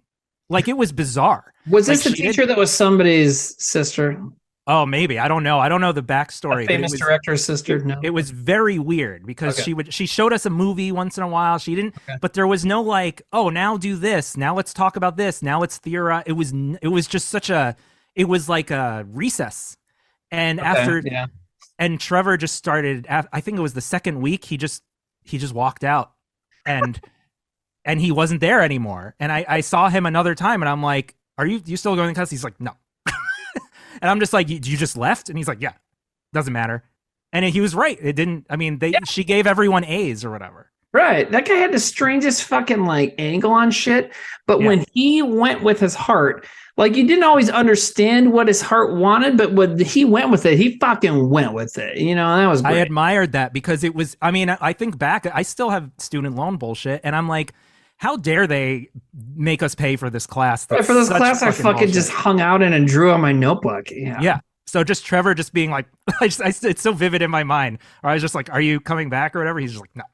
Like I see it. Still and, you know, he was probably doing shit during that time, but he should have been in class. That's when he was making off for him, like producing shows for Disney. You know what I mean? Like, yeah, I know. No, I'll tell you, that's when he made the Hitler rap because I remember. Are you serious? Yeah, because I remember he wasn't there, but it was a few months. It was like a month or two later where he was editing. I saw him in the editing room editing the Hitler rap, and I'm just like, oh, this is what he did instead of wasting time. Like he was really like a self-starter. Dude, you know, he didn't wait for permission to do things, you know. And I can say, as someone who lived with him for a while, and I'm sure all the other whitest kids could back this up too. Yeah. Yes, Trevor was always he was very, very ambitious, and like you said, a self-starter, and always working on stuff. As someone who lived with him and spent a lot of time with him for a while, it was fucking annoying. Yeah. You know what I mean? Because be like, you can't just hang out and talk because he's fucking writing a new sketch in his head. It's like, yo, stop making us all rich and fucking shut up. Yeah. Well, that never happened, but you know what I mean? He was always trying. My wife has fucking do it, you know? She's right now, my wife's juggling about 4 or 5 different comic book ideas that she's writing and pitching and constantly talking about. And I have to tell her because she'll be like, she'll start talking about one of them. I'm like, which one? Which one are you talking about? He would always be talking about 3 different movie scripts he's writing with 3 different people. I'm just like, which movie is this? Because they're all going together in my head and it sounds great, but I don't understand. By the way, I extracted the audio from the massage. You have it? Yeah. Okay, so we know how to do it, Nate. Are you there?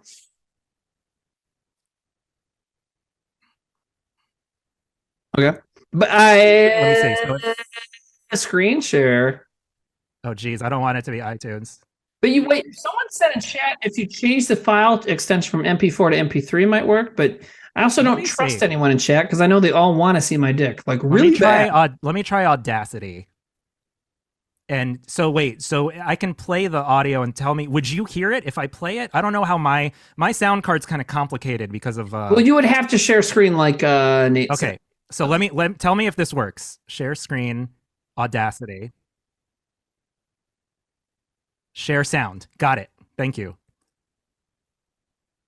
If I see my dick, I'm going to be mad because I get mad when I see my dick. It's just a file. You can hear it. It's really loud though. Your dick. My dick? It's really loud. It's screaming. Because not everybody knows this, but when my dick is exposed, it goes, hey, I know, Timmy's penis over here. I know. Okay. That is actually my dick. That's weird that you have that. That's exactly what my dick looks like. It's furry and blue and very long. Okay. Go for it. Do you still hear me? Do you hear me? You do? Yep. I don't hear myself anymore. Okay. I know, it's weird. So first I'll play 5 seconds and tell me if it works. Oh no, error. Oh, God damn it. Okay, hold on. I'll make it an MP3. If you didn't see that alert box chat, it said you got to show Timmy's dick in order to play this audio. Sorry. Hold on a second.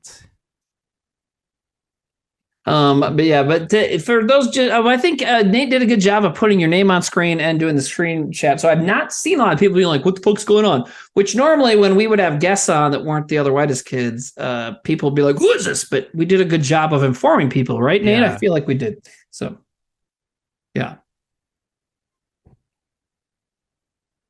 Oh, there's always idiots in chat. They're called whitest kids fans. Just kidding. Okay. Just kidding, chat. You know I love you, Whoretown. Wait, I feel like I'm going to see a video. No? Okay. No. It's Mythic asks, is this clip on Mr. Skin? I don't know, Mythic, but I do know you have a membership to Mr. Skin. Okay, I'm gonna press play. Okay. Oh, God damn it, it's not working. Hold on, I'll try something besides Audacity. You'll keep working on it. Why don't you stop the screen share and we'll keep working on it. Well, that'd be great. Okay. Zen Guppy says, I don't want to see Timmy's dick. Fuck you. It's like I'm over here telling Jordan, please don't show people my dick. But when someone says, yeah, I don't want to see Timmy's dick, it's like, fuck you. Okay. You should want to see my dick. Yeah, ban. Dejan Teddy says ban that guy. Yeah, ban him. Ban them for not wanting to see my dick. Guessamain says, who doesn't want to see Timmy's dick? That person, Zen Guppy, doesn't want to, which is fine. I'm just kidding, Zen Guppy. Okay. All right. Timmy massage audio. Yeah. I can never run for president. Okay. Tell me if this works. Okay. First day. Do you hear it? Okay, it's only in one ear for me. Is that I can maybe try to fix that, but it'll take a while. Okay, so do you want to hear it? Tolly says we hear it. Awesome. It's 6 minutes. I'm sorry, it's only in one stereo ear. It's because of that. So here we go. It's 6 minutes, but it's worth it. Ready? Okay. Well, you know all the techniques and maneuvers, and you'll be fine, sure. Okay. You nervous? A little. Yeah. Once you get started, you'll be okay. I mean, I'll just be outside if you need anything. So. Okay. Hey, pause it real quick, Jordan. Here today. Yeah. Okay, just so chat knows. So this is from 2005, 6. What do you think? I could find my 4, files, maybe so, yeah. 4 or 5. It's very old. Yeah, dude. For people who may be late, so there was a Whitest Kids sketch that we did live at least once, probably only once, where I ended up completely nude on stage, and Darren was rubbing my genitals. And Jordan has a video, which if he releases, I'll hunt him down. But he's got the audio. We're listening to the audio right now because the best part, as Jordan said earlier, this is Jordan who knows a lot about the Whitest Kids. He's an old friend of ours. And kind of archived everything. Anyways, so Jordan says that the audio is the best part because of the reaction of the audience upon seeing my penis. So, yeah. Okay. And this is early 2005. Okay, 2005. Yep, it was about February, March 2005. So we got, hold on, before you hit play, this sketch got us nominated for an award. There was a local, you remember this, Jordan? There's a local award show called the ECNYs, Emerging Comics of New York Awards for up-and-coming comedians. And we got nominated, because of this sketch, we got nominated for the most fucked up thing I've seen this year. And we lost to our friends, Brett and John, cracked out for doing a sketch that they did a crazy dirty rap act thing, and they showed their assholes like to their audience, like spread cheeks. So that beat us, which I still don't agree with. I love those guys. I don't agree with that choice. But anyways, so here we go. All right, hit play. Okay. I know a guy, this is real. I know a guy who won that same kind of thing in LA because or it might have been Iowa, but it was way different. LA or Iowa. Well, I don't know when he moved or not, but he fucked a fish on stage. Holy shit! And he won. It was the same thing, most fucked up kind of thing. Wow, I love that. Anyway, I've seen the sketch. I've seen video of it. Oh, you want to hear the punchline? It's funny. Okay.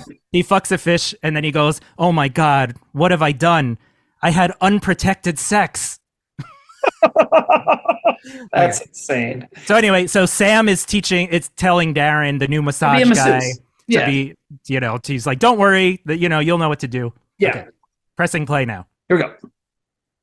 Like a lot of out of shape or hairy or what are the kind of people that come here? That's pretty much people who take good care of their body and just really care about it. And every now and again you get those people that come in on a whim to see what it's all about, but yeah. All right, cool. Well, your first customer should be here, so I'll go bring him in and get started. Good luck, man. Okay, thanks.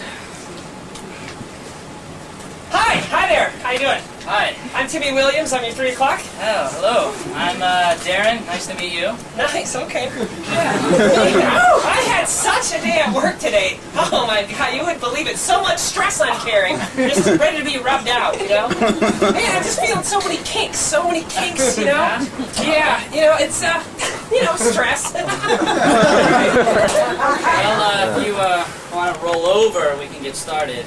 Well, actually, no, that's not good for me. You know, different people carry different stress in different areas. Some people in the back, some people in the shoulders. And I'm more of a front stress kind of guy. Okay, well, where do you carry most of your stress? Well, I tend to carry most of my stress up in my nipples. So, why don't you just start by massaging my nipples? I'm not massaging your nipples. I'm sorry. Why not? I'm just not. I'm not going to do that. Oh, jeez. Don't be such a homophobic. Come on. I don't like you. I mean, I have a wife and kid, thank you very much. It's just that there's a lot of stress up in my nipples. I mean, look, they're puffy. Stress puffiness. And, why don't you just be a professional and just do your job? I don't think that you carry stress in your nipples. Different people carry stress in different parts of their body. I've been coming here for years. You can ask anybody in here. I have stress in my nipples. Okay, fine. Okay, thank you. God. Oh, yeah. Do you feel those chunks there? Those little chunks? Yeah, they kind of feel like bacon bits, right? Bacos, those are nerve bundles of nerve, like stress nerve bundles, and you just need to rub them out. So, actually, why don't you just massage the tips now? Because there's lots of tips. Tips? Yeah, just massage them. Just take your thumb and your forefinger. Like pinching? I was so nervous you could hear it in my voice. I'm not pinching your nipples, man. Come on! Be a professional! Come on! You hear my friend Dave laughing very loud. Fine. Oh, that's who that is. Okay. He's sitting right next to me. Oh, that feels great. Yeah. All right, lighter? Oh, yeah. Hey, Jordan, pause real All quick. right, now just take the Yeah. palms of your hands and just... Okay, first of all, this is why doing this live with a chat room is great, because people, you don't know who all I'm these- reading it. You're reading it. Okay, there's a lot of great walks of life that you don't know about. Butterfly Beulah says, I'm a massage therapist. People are this fucking weird. Yeah, I bet. Also, chat, I mean, people are being like, Timmy's great, doing greatness. Thank you. I was actually so fucking nervous, and I can hear, being my own worst critic and knowing myself, I can hear that I was not doing a good job to me. I was extremely fucking nervous because I knew what was about to happen. Yeah, you can feel it. Yeah. You could feel it in the room. Yeah. Like we all... Really? You could feel the nervous energy in the room? I didn't know what was going to happen, but you got a sense... You didn't know what was going to happen? No, I didn't know. Oh, I you was- didn't know? Oh, okay. I was just a fan, you know. I know, but you were always helping us do the shows. So I know, but that was before. I was just in the audience videotaping. Crazy. There was a sense of this is going to be a fucked up sketch. Good. Okay, should I keep? Here we go. should I- Back into okay. it. All right, we're halfway through. We can do this. Lightly just dust the top. Just go over the top. No, I'm not doing that. Come on, this is ridiculous. This is a massage parlor. It is a massage parlor. I need the stress massage out of the tops of my nipples. Just use the tops. This is really bad. Okay. All right. Okay. All right.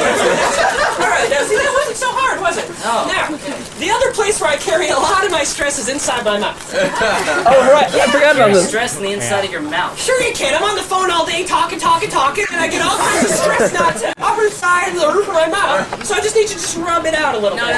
I'm Rub it sure out. it's impossible to carry stress in the inside of your mouth. Different people carry stress in different parts of their body. I carry my stress in my mouth and in my nipples. Now be a professional. Help me out. All right, fine. All right. We ready? The inside. And the inside is the roof. And just massage out the nuts. Oh, yeah. Oh, this feels amazing. Can you not talk while I'm doing it? Your tongue's flapping against my fingers. I'm sorry. This feels so good in my mouth. Okay, that's good. All right, now see, that's not too bad. Now, another place where I have a lot of stress is in the backs of my thighs. My thigh backs. It's a long buildup. You can't carry stress in your thigh back. Different people carry stress in different ways. I have stress in my thigh backs now. Just let me prepare, all right? Just let me get there. Let me get The comedy rule of fours. Right in here, I carry a lot of knots, so just We hate that let's do rules. this. All right. Oh, yeah. All right. Okay. Hey, pause for a second, man. Pause for a second. Okay. We're So the almost at the audience big got- moment. The build up was because I took my pants off. I'm in my underwear, and my shirt was already off for the nipples part. Yeah. But so now I'm just in my underwear. So the audience was laughing like, this is the top of this sketch. It's crazy. Yeah. We went all the percentages of Timmy's. Yep. Clearly, we're at like the- 70% Timmy. Yes, Yeah. we're at the end. Yeah. Now, the one other place where I carry a lot of stress is the inside of my dick hole. That's crazy. Pause it. Okay, so I got Yeah. So that's when they came out, and they're standing in front of me. I'm on a table. They're standing in front of me and Darren, and like they're acting like they're not going to do it. Yeah, I'm even going to rewind a little because it almost sounds like it's the audience, but it's Trevor and Zach and Sam running out going da da da. So yeah, go ahead. Yeah, sorry. I'm yeah, gonna go back like a few seconds. Yeah. Okay. That's crazy. Okay, so I got. Are you ready? Hold on. I got a lot of stress in there. Oh God, I can't believe I'm Okay.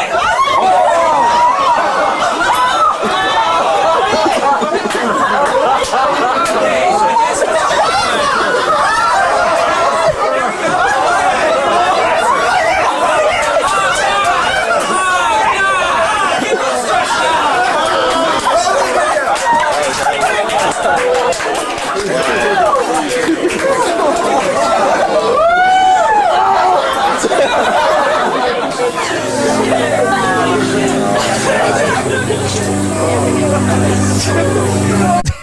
And then I'm pretty sure we didn't even have someone come out and say we normally would have Trevor or Sam or somebody come out and be like, that's the end of the show. Thanks, everybody. I'm pretty sure we just fucking ended it. Yeah. Because it's like you can't even fucking talk after that. No, that's the end of the video. My favorite is some guy going, because if you don't know, chat, if you walked in late, whatever, came in chat late, the audio at the end there got crazy because I got completely nude and Darren put on a rubber glove and was rubbing my dick like this. Like here's the end of my dick. It's not as thick. This isn't thick enough. But anyway, so he had his hand it was like this because he was like not super. First of all, let's just say this. Darren did a fucking great job. He's so funny in that, having to be the straight man, whatever you want to call it.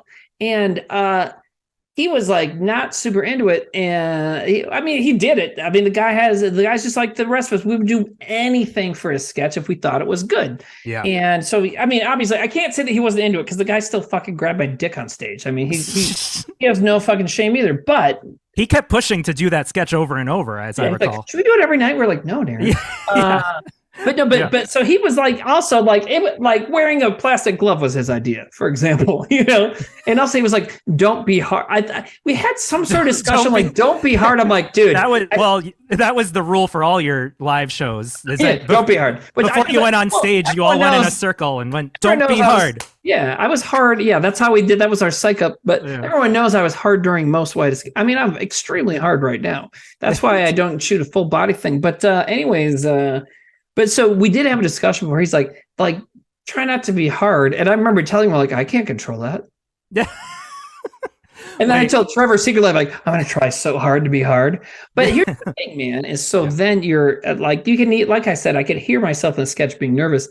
There's no way. I mean, I was nervous. And then the table I'm lying down on is cold metal. So my bare ass is my balls and dick were touching the table because they're all so big. But anyway, so my body's on this cold metal. There's no fucking way I would be hard. You know what I mean? There's no fucking way I could be hard. So but it was but if I were Darren, if the roles were reversed, I would have said the same concern. Can you try not to be aroused when I grab your penis?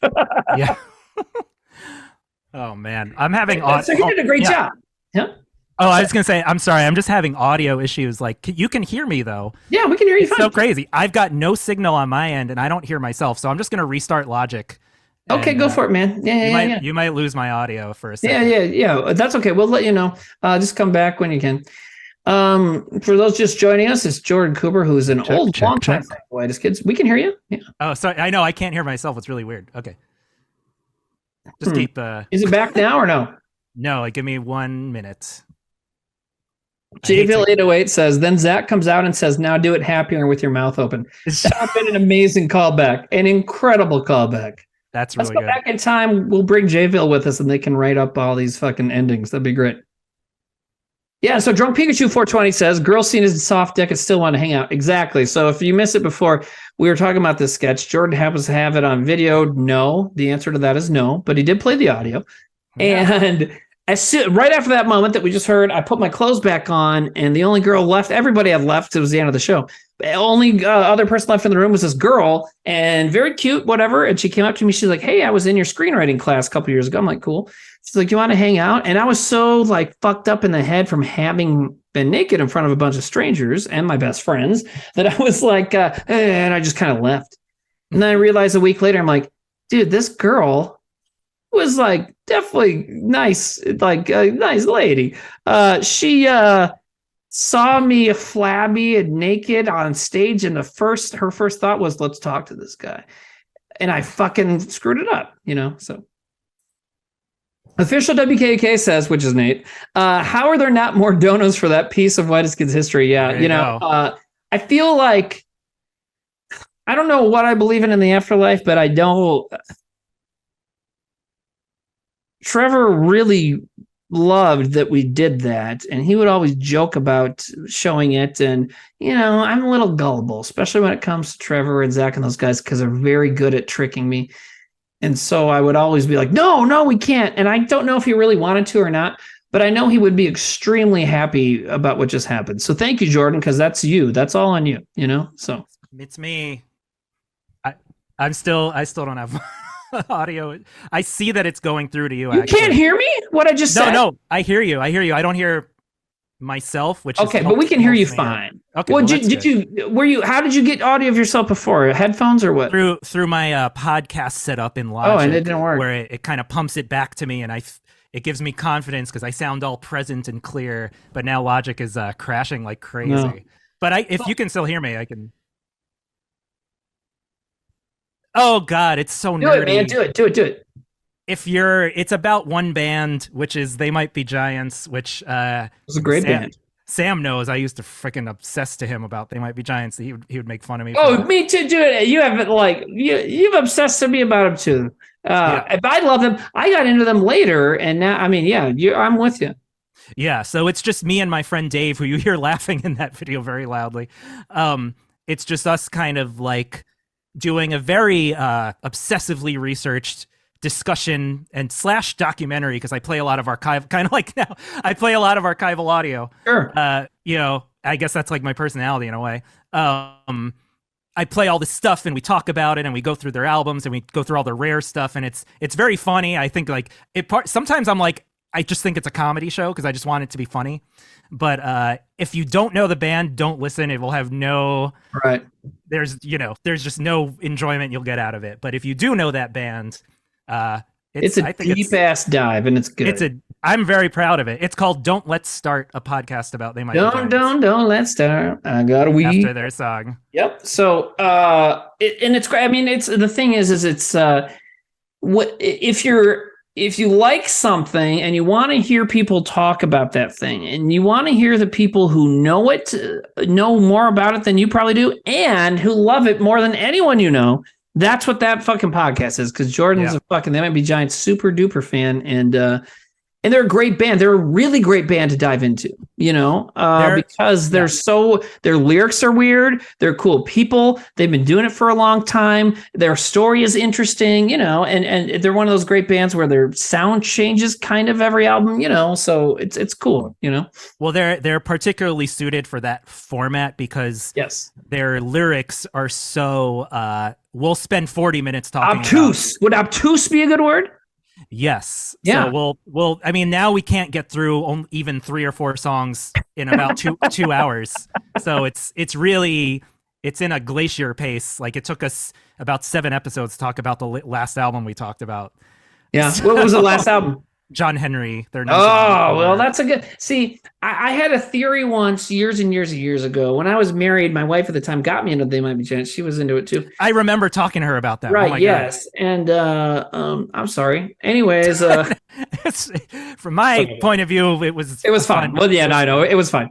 A lot of people until after I got divorced were like, "That wasn't fine." I'm like, "It was not fine." They're like, "Oh, weird." Yeah. Anyways, that's how it works. Anyways, but whatever, I'll pass the past. So anyways, I had a theory going where I'm like, I feel like dudes love, when it comes to They Might Be Giants, dudes love, when it comes to They Might Be Giant albums, dudes love Lincoln the most. And like all the women I knew, like the band loved John Henry the most. Interesting, because I once went on a date with a girl who hated John Henry. Really? Yeah, it was a huge turnoff. In your 50 dates before you met your wife? It was a big one.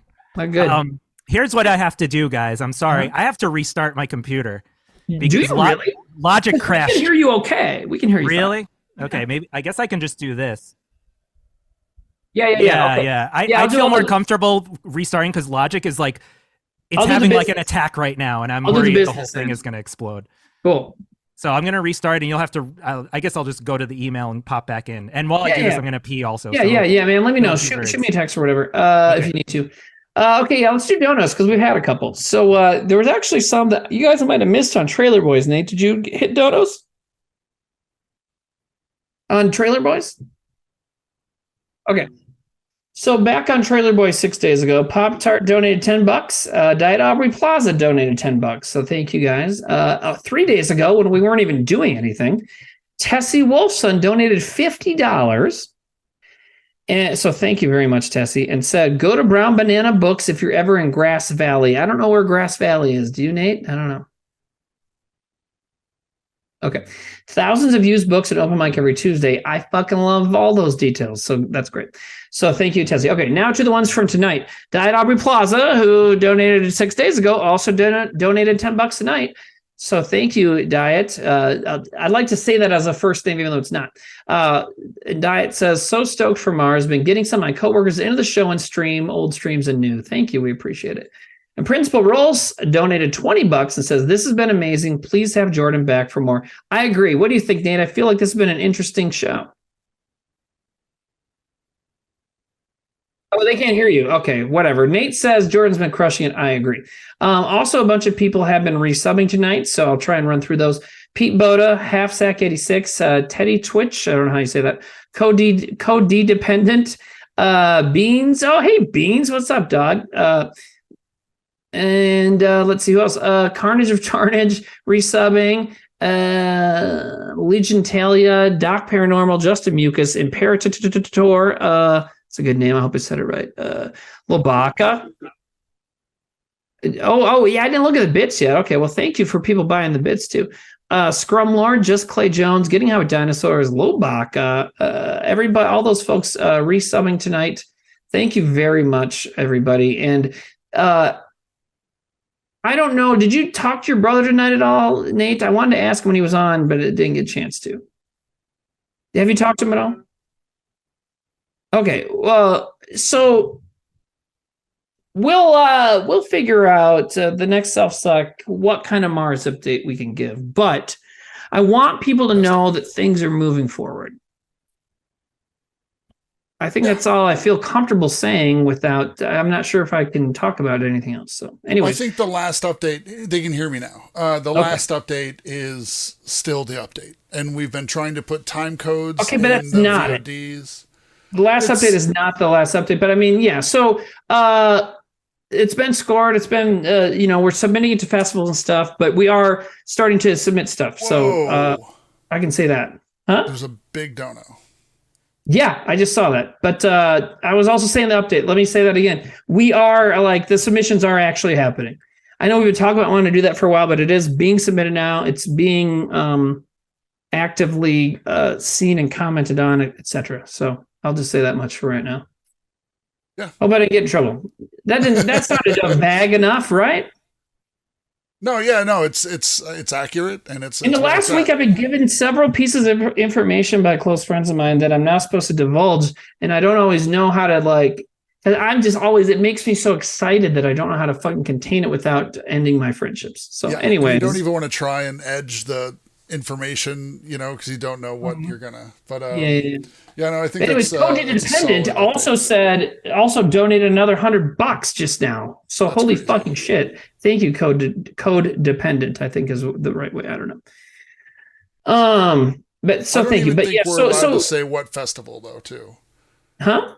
I don't even think you guys. No, I probably shouldn't. I don't even know if I should have said what I said. But anyway, No, I think Sam's already said it. Sam's already said the festival thing is happening, but I don't think you guys are allowed to say more than that. So, we'll leave it all at right. that. But anyways, it is, and when because the thing is like, our fans are fucking awesome. But there's like 3 dudes who somehow like the show, but are also giant assholes, and it happens. And I don't mean the people that I visibly feud with. I love those people. They know that, like Mythic and Dominoes. I don't mean those guys. I mean people like that are real jerks. Actual jerks. Every once in a while, people will be like, well, you guys are not really doing anything. You're stealing our money and bullshit, that kind of stuff. It's like, fuck that. But so for a long time, we've been saying, hey, we're still raising some money to submit to festivals, even though the movie is basically done. We've been saying that for like a good 9 months or a year. But so the movie scored and stuff, basically finished a product, and I can tell you has been turned into festivals, and we are actively doing that. So it is fucking happening. And I mean, I don't think anybody is allowed to complain about us not. I think from tonight on, for at least a few months, I don't think anybody's allowed to say that we're not cashing in on our promises, because we just played the audio from the dick showing sketch. So fuck you. Fuck You all know what those I mean? people. You Huh? hear me? We're all good. Hey, there's Jordan. Jordan's back. I did a full restart. That hasn't happened in a while. Wow. I just mentioned that we're. I was talking about the movie progress and going over some donations, Jordan. I mean, you're a fucking draw, baby, because we got $130 of donations tonight because of you. So Wow. And in the last like half an hour. So I am excited about the movie. I know nothing about the movie. Dude. And you don't I'm want to, right? Because very I can excited. tell you everything. I would tell you everything. But I would take 1 or 2 things, but yeah. No. I'd be Go into a surprised. blind. Yeah. people, Codependent says, we heard your dick. You goddamn right you heard my dick. Yeah. Also, someone was saying someone should animate this scene. I saw that. Let's just leave it at that. Not a bad idea. Because we are animating White as Kids. Yeah. That's what I the did Mars write down is. some questions. And if you think, I'm Okay, not going to say anything else. Anyways, we're animating the movie. Nate knows what I mean. We're animating. Like, don't worry about it. You're going to see. Sam heard you and came in to set the record straight. Is he here? Hey, Sam, what's up? What can I say and what can I not say? I was just trying to give an update, but we're submitting stuff. I've said that it has been submitted to things, is what I said. Yeah. Okay. Okay. What else? Is that okay that I said that? Yeah. Okay. We're submitting to the festivals. Also, Jordan played the audio from the massage parlor sketch. How'd that go? It was great. People were saying they should animate this, and I was like, no comment. In a weird way, it was funnier. They don't make pencils that small, though. It was almost funnier just as audio, because the imagination can do so much. You know what? I was going to say that it kind of worked as an audio sketch, sort of. Yeah. Yeah. It is weird, Sam, hearing our. Well, I don't know if you're in that. Yeah, you're in that one for a little bit, but the beginning. Yeah. Yeah, it's weird hearing our voices. That's a long fucking time ago, man. I mean, I know that we have stuff we shot that's old that we can watch, but I mean, just hearing us on stage from that long ago is really interesting. Did you see? I found that you remember when Ivan did that photo shoot of the two of us? Yeah. And then he ended up using that one picture for the artist thing of me. Yeah. And so Chris Finley, who I've been in contact with, found that and sent that to me. How's Chris doing? He's doing good. He's in Minnesota. He's in Minnesota? What part of Minnesota is he in? Fuck, man. Minneapolis. He's in Minneapolis. What? Yeah. Dude, I only live like 3 hours from there. I should hang out with him. But I posted that picture and I looked at it and I was like, I used to look like Jack Harlow. I kind of know who Jack Harlow is, but I was like, I used to look like Jack Harlow. Why wasn't I a famous rapper? Is he a famous rapper? I thought he Isn't was he? an actor. I thought he was from like a fucking Stranger Things kind of show. No, is he not from that? No, he's in White Man Can't Jump. But I think because he's a rapper. Oh, interesting. It's Well, Jack no, Harlow, that guy I feel like, look, fans, I'm not saying you should draw a connection between what you've heard and what you might That's see. right. I'm just saying, like we are going all out for the movie, and when people said like, you guys should animate this kind of crazy shit, it's like, well, we are trying to make the animated movie as crazy as we can be, right, Sam? With it, you say that's a good explanation without giving it's anything funny. away. I feel like it's kind of sane. It is crazy, but it is like oddly sane. Yeah, well, I think for this day and for this age that we're in now, I feel like the only way to be sane is to be fucked up. Do you know what I mean? Well, like what I'm saying though is like I think it is more of a movie than we've ever made before. Wow. Okay. So it's better than Barbarian. Mm-hmm. Mm-hmm. It's very similar to Barbarian. I mean, once you go weird titties, you can never go back.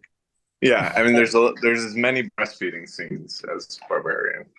And it's me. Well, and it's okay for us to say that because the breastfeeding scenes are me and you, Mm-hmm. and we switch off. Yeah, and we're just eating each other's breasts. Yeah. There's a part of the movie based on reality where Sam took a big bite out of one of my titties. It's fine. Mm-hmm. Jordan's just like, can I go? Yeah. I don't know. Can I leave? Well, you just spoiled half of my stories about you guys. So. Jordan, how's it Sam. going? Oh my God. I miss you, Sam. Could I be I real? miss you too. I talk about you and all this shit all the time to my wife, and because I've been with my wife, I'm married for like 13 years, and it's crazy to me that I'm like, you've never met Sam. Yeah. Like it's just weird to me. I just think about that a lot. It's weird when anyone hasn't met me though. Yeah. I know. Yeah, almost the whole world is weird. Yeah. It's a weird world out there, Sam. The Doors wrote a song about that, and Echo the Bunnymen covered it called "People Are Strange." Yeah. Yeah. That was about people who haven't met Sam. Yeah. Yeah. Well, it's funny because I was telling the story on the Reddit. I met you at orientation day. Yeah. So there was never a college experience where I hadn't met you. So I was in the clear. Yeah, there was like a funny, like when I think back to like our like college days. Yeah. This is a weird comparison, and not to compare you to a pedophile, but I'm going to.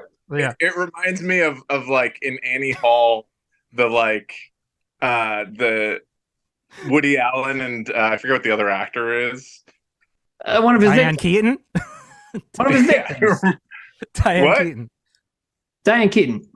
It's the guy that looks like Ron Perlman, kind of like a skinny Ron Perlman. Diane Oh my Keaton, God. dude. Diane You're being so Keaton. disrespectful to Diane Keaton right now. Yeah.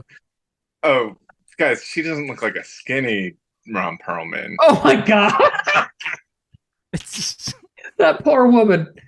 Don Perlman. She's fine. She's fine. She's doing fine. Suddenly, Please, we're please reading finish the your report about, finish your Diane thought Keaton's because career No. ruined. It was like you're on the neurotic side, Jordan. what? What? You used to call me Woody Allen at SVA. I just remembered that now. Did I? Yeah, you used to call me Woody Allen. Well, that was probably because I saw Annie Hall around that time. You just called everyone Woody.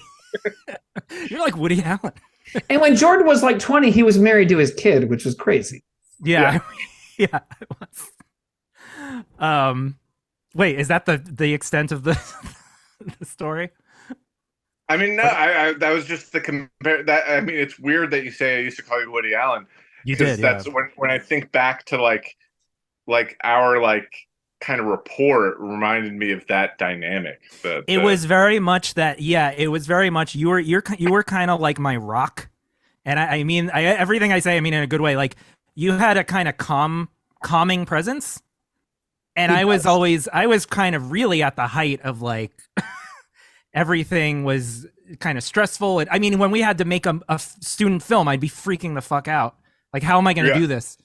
And you had it was you. I always came to you in a therapeutic way because you were just you had a very, and I don't know what's going on internally in your mind, but to my point of view, you're very zen. You're like, oh, it'll work out kind of guy, and that was kind of the. It was like I was the Steve Buscemi and you were like the other guy in Fargo. Yeah. There's another comparison. I like that. I like that. Peter Stormare. I'm fucking hungry now, Yeah. I was both William H. Macy and Steve Buscemi, and you were kind of both like Francis McDormand and Peter Stormare. Same as the warm Greer Grimsrud of the universe. I was Francis McDormand's husband entering. Yes! Oh my God, that's a good. Oh my God, you're so right, Sam. The Zodiac killer in Zodiac. Right. Yeah. That guy's a great actor. That's that range. movie, dude. I'll fix you some eggs. Oh, Do you remember what sitcom that guy was from? The Drew Carey Show. Drew Carey Show. Yeah, right on. John Carroll Lynch. Wow, you know his name. Yeah, Jordan, you would be. Jordan, I got to give you a video tour of my movie library someday because I've become fucking annoying about that. Yeah, So Jordan, no, I know all sorts of names. You would be surprised the names I know. He Mike, went away. Chris, Denise. I know lots of names, man. Woody Allen. Woody. Oh, and now Sam's on video. Fucking green screen's fucking ready. What was I was going to say? Oh, so first of all, yes, Sam. I have a couple points I want to make about the story. First of all, I guess I never put that together, but so when Jordan thinks about college, Sam is as much a part of his college experience as like books. I mean, classes. This is my view. You were the person I probably talked to the most while at school. Like I had a group of friends that were not there, but you were like the kind of like if I showed up at SVA and I saw you, I would just gravitate to you. So I'm like, I know Sam the most. But Jordan, also the funny thing was we were in the same core class together. Yeah. And for some reason there was like everyone else. I don't know how this happened, but it was like there was 4 core classes, like 4 groups of people. Yeah. That all took the same classes. And freshman year, everyone would just have their core. It was like homeroom or something like that. Yeah. And all of them were filled. We like signed up in a way that all of them were filled up, and we ended up getting into the core class where like everyone. It was like on weird hours. So it was so everyone in our core class was someone who was like going to college for a second time and had a day job, and it was seriously us and another guy were the only 18-year-old freshmen in there, and everyone else was like in their 35 30s or European. And I was 17. That's what was crazy. Because I was born in November. So I was always like the youngest in all my grades for a few months. Yeah. So like I was 17 in September when we showed up for school, and I felt like a baby. And I remember like our friend Sean there, he was like freaking 30 something. And it was like also kind of an interesting dynamic where he was like a big brother sometime when he'd help me with my films and tell me about life and getting married and having a kid. And we're like in the first year of film school. Like, so strange. Can I tell a story about the 3 of us? Oh, please. I might have told the story on stream before, but first of all, I want to say that I agree with Jordan that Sam has a calming effect because I didn't meet him on my first day of college. I met him on my first day of 9/11. And so I also understand the anxiety thing. And Sam was like, this is no big deal. Well, he didn't say that, but he was fucking chill. And I like suspiciously chill, I'd say. Suspiciously chill. Yeah, I was chill because my everything went to plan. Your plan worked. He kept mumbling about fucking smooth sailing. Besides that, he was fine. It's fine. They think it's ISIS or not ISIS. They think it's the Taliban. Yeah. It's just fucking Sam Brown. I'm so glad I applied to SVA to get a front row seat. Not even he wasn't even a part of a terrorist organization. It was just one fucking guy that was real pissed about something. Yeah. You know what? You know what was really funny was Jordan was the first person Here was the thing. Here was my calming effect in college. Okay. Was like Jordan was like worried about his student film and stuff like that, and I was like, whatever, just fail. It's fine. It's art school. Fail. And Jordan was the first person I showed the paper I wrote that was the life and times of Jean-Luc Godard in comparison to the life and times of Jean-Benet Ramsey. And he read it and he goes, and his response was, "This is a horrible paper." And I was like, "Yeah, I know," like kind of proud. And he goes, No. Aside from the topic, this is horribly written.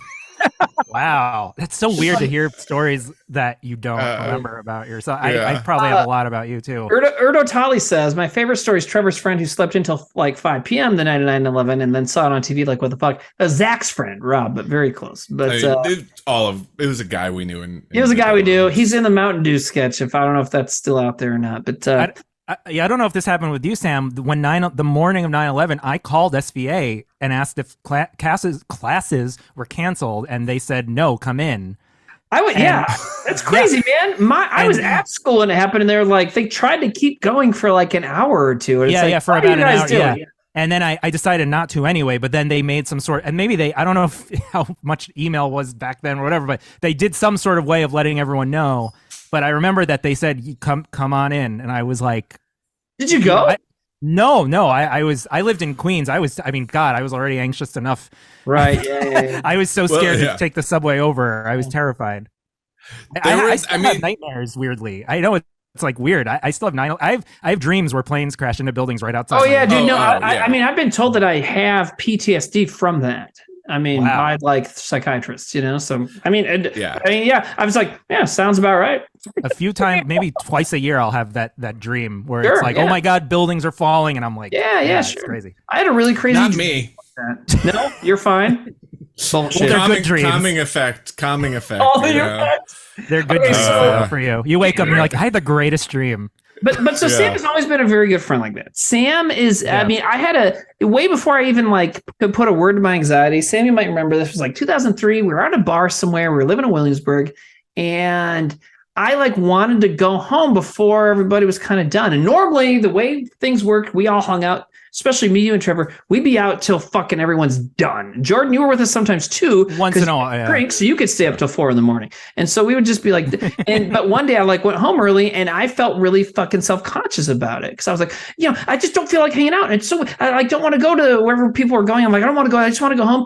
And Sam and I were just walking along. You were like, well, it's fine, man. Sometimes you just like don't hang out. You don't want to hang out. That's okay. I'm like, that's such a do you remember having that conversation at all? See, well, he's gonna play it cool now and act like he's never been a good friend to me because it's funny because it's Timmy. But no, I just don't remember it. I mean, dude, what'd you say? I don't remember it. It's not like I'm like purposely like, no, that conversation was not important to me. Well, anyways, also we were probably fucking drunk or whatever. So. But clearly, just my response to trying to call Sam out there is clearly I still have anxiety issues. But anyways, my point is he's very good at fucking canceling that shit. And maybe one of my biggest mistakes is moving away from him, and that's why it got worse. Exactly. You guys have been a good friend of me and been in like with me in a time of need. Are we gonna talk about it? I was gonna say it when I tripped on my bed frame. I made a comic about it. That's the story. That's the story I was going to say. Can I tell a story? Yeah. That's the story. I mean, who wants to start? I'll put up my comic about it. Okay. Oh, Jordan, you should show us the comic. But like, we could do that. But so, I mean, I'll tell from my perspective, and then I'll stop, and then Sam, you fill it in. Yeah. So Jordan had stayed in my room that night. Yeah. And I believe it was one of the things like what you just mentioned on Reddit. Third date, right? Huh? Yeah. Date, right? No, we did like, we didn't traditional do third date. Well, I was getting fat enough then I could titty fuck him, so that's what we did. No, but it's because my parents kicked me out because I would never drink or did anything bad. Well, I believe it was one of the You're nights like, you go to referenced on college, Reddit go to the where, dorm. like, you were bummed about girls and you hung out with us, and it was late, so you slept at my house, in my dorm room. Consistently. Yeah. Yeah, and the next day was Saturday, and like we were kind of waking up, 11 or 12, whatever, late, and Sam knocks on our door and goes, "Hey, I think I cut off my toe," and we were like, Yeah. "Okay, let's go to the hospital." And so we got a cab and went with Sam to the hospital. And I remember Sam was on his cell phone. I don't even think I had a cell phone yet. Sam was on it because it was like 2002. Sam's on a cell phone. And I remember you gave it to me and it was your mother. That was the first time I talked to you. And like, I love her to death now. She's like one of my extra moms, And anyways, so I was like, she's like, "Hey, will you help take care of my son? Because like I'm really worried about him." I'm like, "I'm worried about his toe or whatever." I'm like, "Yeah, I'll make sure he's okay." And she's like, "All right." Yeah. So Sam, tell us what happened from your perspective. So And what then also the happened comics, is, Yes. surprise, surprise. I had a messy dorm room, and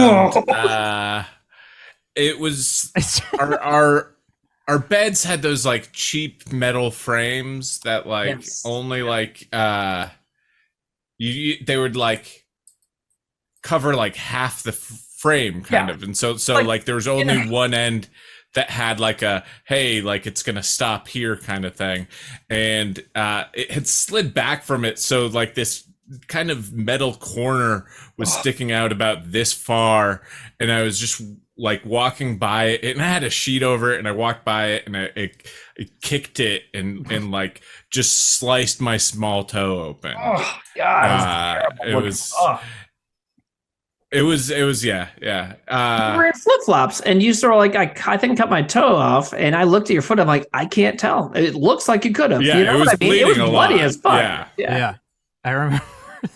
Here, I made a comic about it like the next day or two. Should we finish the story real quick? Oh, is that? Oh, yeah. I mean, there's a little bit more. I mean, oh, sure. I forget anything more. So we went to the emergency room, and we sat in the emergency room with you for a while, and they were showing Star Wars, the first Star Wars movie, on the TV, like in the waiting room, and it Phantom Menace. Huh? Yeah, Phantom Menace. New Hope or something. I don't know. Anyways, but it had Spanish subtitles, and me being from South Dakota, I was like, golly. Anyways, what's this they language? Make subtitles in Spanish now? Oh my God. What is it was this one of Star those Wars times language? when it was one of those South Dakota to New York connection things where I'm like, oh yeah, there's people that don't speak English, so they have to help them see movies.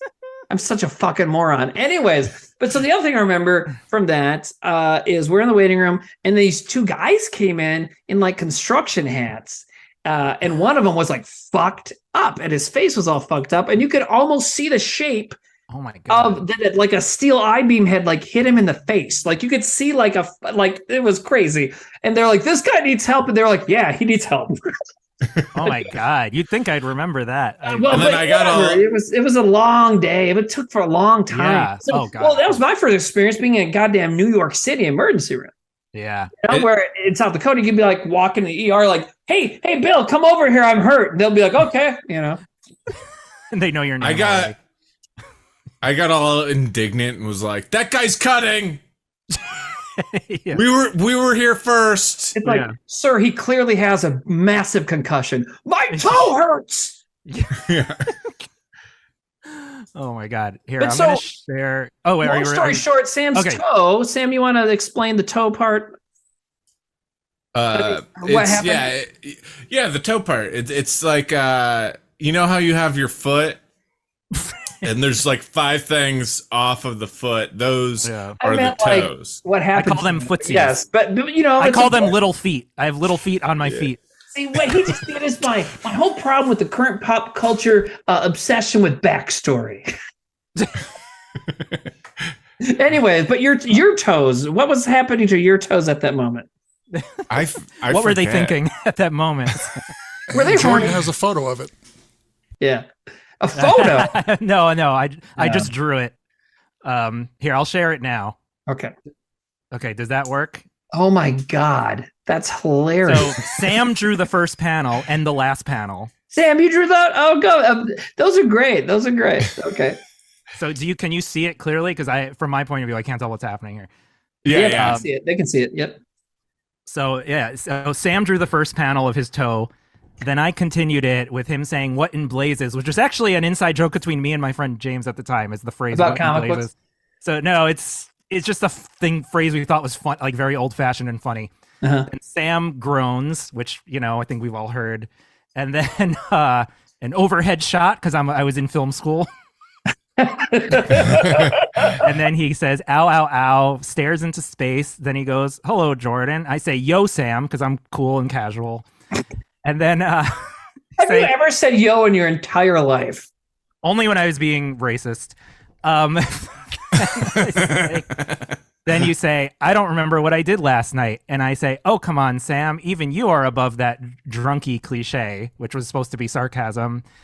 And then, but see, this is coming from someone who never drank. So everyone who drank to me was like a drunken, like in a stupor all the time. Right. It was everyone was like doing a put on. Yeah. You're like, oh, Yeah. oh, you're acting like that because you drank. Sure. Yeah. Sure. Yeah. I genuinely didn't understand what that was actually until it happened to me. But which you were there for the first time I ever drank.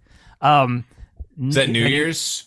It was the party that I performed at the house. I was there too, wasn't I? Yeah, you were there. That's where I took the audio from. That is in my album, actually. But I had vodka and orange juice that night, and then about a year or two later, I drank with you again when my girlfriend at the time broke up with me, and you were just like, "Come on, like if there's any time to do it," and I did, and it was like a great night. I remember making you laugh because we were walking the streets of the city, and I was like saying, "I'm gonna get drunk every night." And you were just like laughing. Which is a terrible thing to say. You created a monster, but I didn't. I was still uptight and scared. Right. But, so then you say, "No, I'm not." And I think my toe fell off. And I go, "What?" Then you say, "By the way, this comic is not funny or good." Then you say, "I'll get back to you." And I say, "Okay." And then you stand around. You say, "Gulp."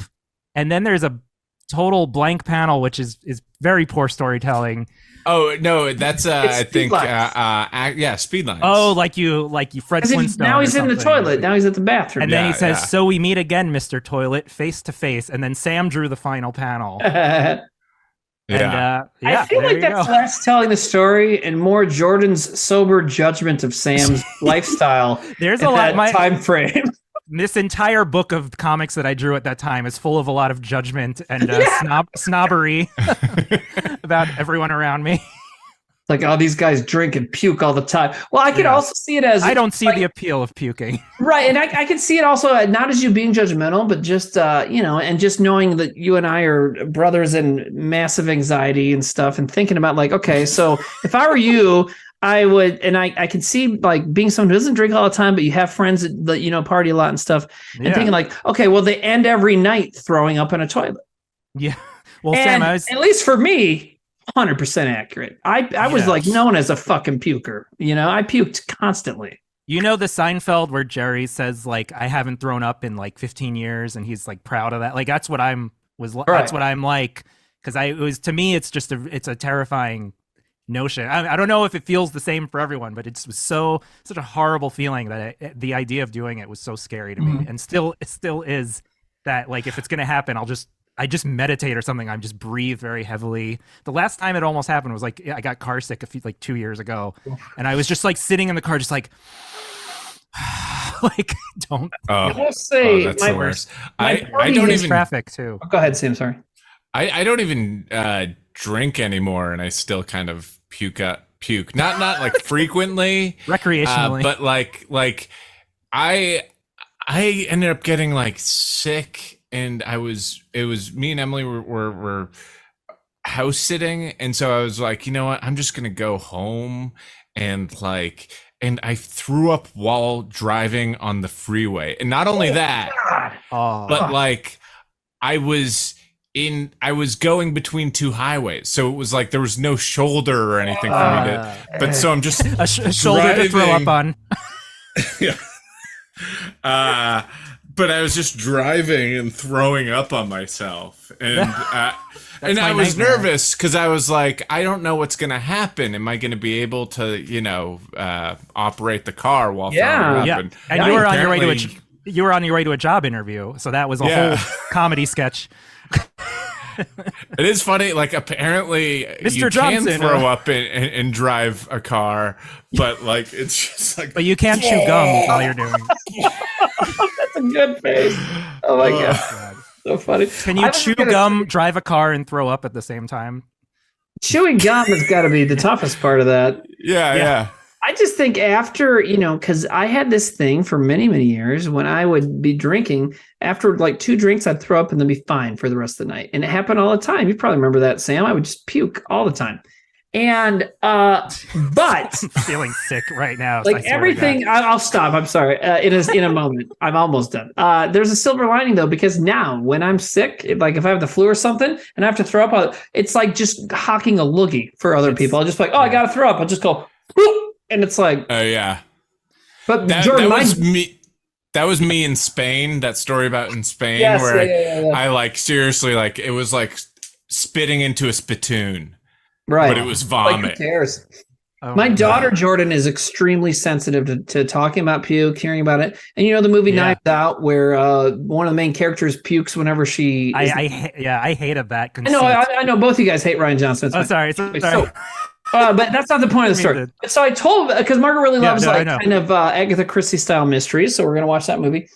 And I told her, well, one of the main characters throws up a lot. She's like, well, can you? And this is what happens when you're 10 and your dad's a fucking film dork, because she knew how to say this. She goes, can you look up the time codes for the vomit scenes and pause it? I'm like, yeah. So I'm we're watching the movie. I have it written down on a note card, 1 hour 10 minutes, 1 hour 20 minutes. Timmy, here's what you got to do. Yes. Tell her you're going to watch Titanic. Oh, then put on Triangle of Sadness. Does that I haven't seen it. Is there a lot of puke in that? Nah, not really. I assume from context clues that there's right. Or just Society or something just something fucking gross. No, there's like a half-hour scene of everyone on the boat throwing up. That's horrible. Well, while we're on this tangent, Sam, Trevor do the puking sketch. Yeah, Sam, you remember the milk, right? Oh yeah, Joe brought up the milk earlier, Sam. I'm sorry. There's that was in the intro for a while from was it really? Back in the SBA days. Whoa. It was me wearing the captain's hat throwing milk up. Yeah. Just purely you could drink that milk. It had barely been inside. Yeah. It's like, hey everybody, here we want to give you a quick snapshot of what the people you're about to watch perform are like. Here's this man throwing up in a captain's hat. Yeah. Well, it was funny because a lot of it was we were like, hey, let's shoot something to have for this intro, and so a lot of it was we did these put on party scenes of I forget, Zach was moshing or something like that, and then it was actual footage of me throwing up in a dorm room. Yeah, and it being white, it pops out of the screen, it's not. Yeah. It's very yeah. People watched it and was like, "Oh, that dude sucked a lot of dicks." Yeah. Is that guy Alanis Morissette? Oh, that's the guy who did that urban legend. Yeah, that's the guy Dave Coulier fucked. That makes almost no sense. Maybe a tiny bit. Anyway. Yeah. Oh yeah, Mythic says Zach had a great puking bit in Civil War. That is, that's one of my favorite Zach Prager performances. Period. God, I love that so much. Hey, we're getting rating. Thank you, Dank. With a party of one. Hell yeah, that's what I call myself. That's like you start your stream, and then you just go all right, I want them to see me, so I'm gonna raid some other channel. I don't want to plow through this horseshit. It's just you. Yeah. Are those fucking morons I watched when I was a child on TV on here? Okay, cool. I'll raid them. Huge raid, party of one. But we got Waste Away rated earlier too, and I forgot to say thank you. Howdy, Dank Hill. And I am gonna go soon. I gotta go. I had to jump on. Wait. Oh, Sam. Hey, so we're doing Trailer Boys on Monday night. It sounds like this week. If we could, tomorrow's Father's Day, right? But then Juneteenth, so a lot of people have it off. Some people have Juneteenth off. Yeah. My kid will be out of town, so I can do it Monday night, no problem. If you guys want to. Yeah, let's do it Monday night. We need to get this motherfucker. Wait, I don't know which way it's showing on stream. But anyways, we need to get this guy on Trailer Boys too, because I think he'd be great. We need to get this guy. He's down. He's below. Do you guys ever below you? Do you guys ever do like Blue Man groupie kind of like stuff All with the the time. squares? Yeah, dude. I always start shows, except for tonight, because you know I respect you. But normally I start a show covered in blue latex with a bunch of marshmallows in my mouth, PVC pipes, and they're like, "Stop it, Sam." Remember when they opened for you guys at pianos? You know what? It's like when I think about the people that did open up for us pianos, like there's some you could say as a lie that some people might believe. You know? I remember one crazy story about that. What's I don't up? think you guys have said it. One of your openers at pianos, and you'll know his name. I don't remember. But so this was when I saw you guys talking about it on the stream, so I know it's okay to say. But this is when Famke Janssen was in the audience. Yeah, she was around. She was right next to me and my girlfirlend at the time, Famke Janssen, and that was surreal enough because we had. Sam still looks like he's jerking off. What are you doing? I'm not. I'm jerking you off. Oh, because of the angles? Is that what's happening? Yeah. Okay. Yeah, I'm jerking Thank you. off. Well, thank you. I appreciate it. It's been a while. I missed hands. There was a guy who opened for you. Okay. Oh yeah, Sam. Oh yeah.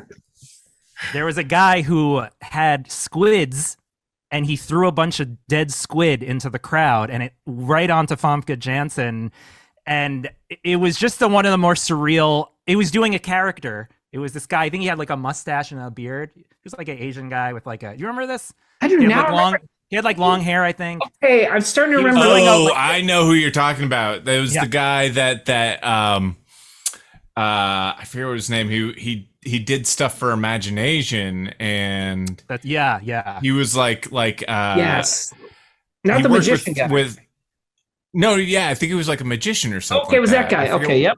Didn't he host Golden Christmas? If I heard his name, not Robert Chu. I was thinking of Robert Chu. Okay, it's not Robert Chu. Okay. But no, he had a bunch of pieces of squid and threw them at everyone, including me and my girlfriend and Famke Janssen. And he had like a Salvador Dali mustache or something like that. Right, I remember this guy now. Yeah. That was one of the craziest openers you had, where it was a weird combo of elements that made it very.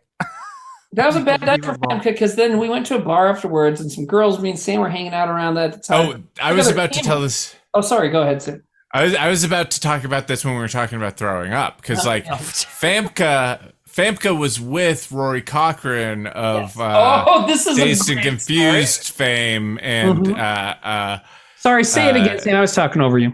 Rory Cochrane from Dazed and Confused and Empire Records. And so we went out to the bar. We went out to the first bar with like a bunch of people, and then just Darren, Timmy, me, Famke, and Rory went out to another bar. And the waitress was really attentive to us there. And then at some point, Darren and Famke left together. Went to another bar. Which sort of paved the way for their relationship. But the waitress came up to us and was like, "I know you from somewhere." And Rory kind of is like, "Oh, here's this." It's from Dazed and Confused and Empire Records. Yeah. And she goes, "You guys did a show with me at the Uptown Comedy Club or something like that." And we were like, "Oh yeah." And she's like, "I gotta ask, how do you guys know her?" Obviously talking about Famke. And then Rory cuts us off and goes, "She's a huge fan of theirs. Big, huge fan of theirs." Just to like do this weird thing of making her feel like we're doing really good. And I don't know, it was weird. But then we go to another bar. And Rory started calling both me and Timmy Spider, which I assume is a reference to Goodfellas, where I just thought because he loved us and wanted us to have Christopher. What's that actor's name? Michael Imperioli. Michael Imperioli's name is Spider. Imperioli. And it was like, he's like, "Yeah, get another drink, Spider." And then at some point, Timmy's like, I gotta go to the bathroom, and then like comes back and just goes, I just threw up. I gotta go. Yeah. Well, and I remember here's one thing that when people think I might have an ego, here's a good example of I don't, because I'm gonna make the story worse about myself. Because here's what I remember, you might not, Sam. So yes, Roy took us to like an after hours bar. It's like 3 or 4 in the morning, probably, right? It's really late. Yeah, super late. So he was buying us drinks, and I'm like, and he didn't know how fucked up I was, because I'm a good actor. But anyway, so I went down to the bathroom, puked my guts out, and I came back up, and he bought me a kamikaze. And before I said I gotta go, I grabbed that drink and dumped it out on the bar. That's what I remember doing, and then I fucking left. Oh, I don't know if that happened or not, but I feel like I remember it happening, but I was way gone. But then I ran into him. You know, he was around again some other time, and so I was like, sorry, and he was fine. You know, it was fine because he got it. You know? Yeah, he was probably also very. Yeah, but also he was a fucking cool guy. He was a very chill dude. You know. Well, he just hung out with these 2 fucking weirdos all night, me and you, and he was like, chill. Yeah, yeah. Well, what happened after that was he was sitting there, and I remember, I think I said like, oh, you know what movie? I was like talking about movies, and I was like, you know what movie I actually really liked? It's not like the best movie. And he goes like, who are you to say a movie's bad or not? Like, who are you? And I was like, who's, and who's anybody? And yeah, no, that's exactly, I was like, who's anybody? I mean, like, you know, like who's anybody to say anything's good? You know, and then I went, you know, what if like, what if death is final? What if death is just a black void? And what if that's what we face? And, you know, Van Gogh like wasn't famous in his time and was famous. Like, what does that mean? Now he's someone who's synonymous with art, and what would that mean if death is final? Or not death is final, death is just nothing. And we both like quietly sat and finished our drinks. So I bummed him out, or he was like, I don't want to talk to this idiot. I think it was option 3. He's like, this guy might kill me. But then, yeah, true.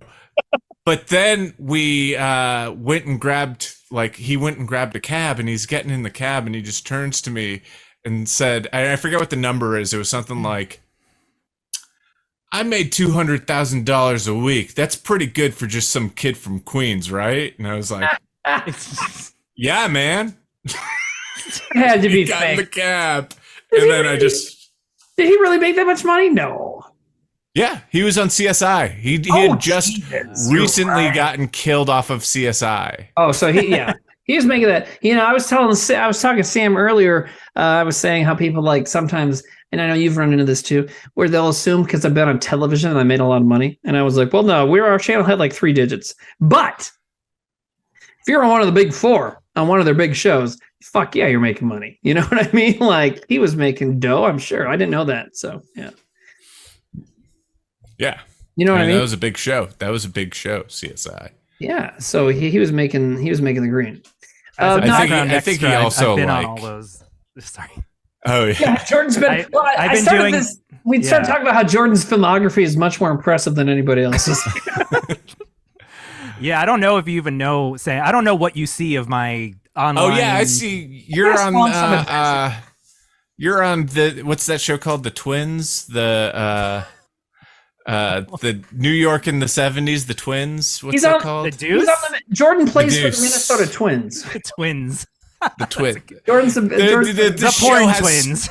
The show has twins on it. It's called The Deuce, right? Yeah. True, yeah. Porn twins. No, I just started doing, fucking like a film school graduate. What the hell do I do? Yeah. Kind of thing. And like someone brought it up to me years ago. Oh, you should do background acting. If you just have slow weeks, you don't have a lot of jobs or whatever.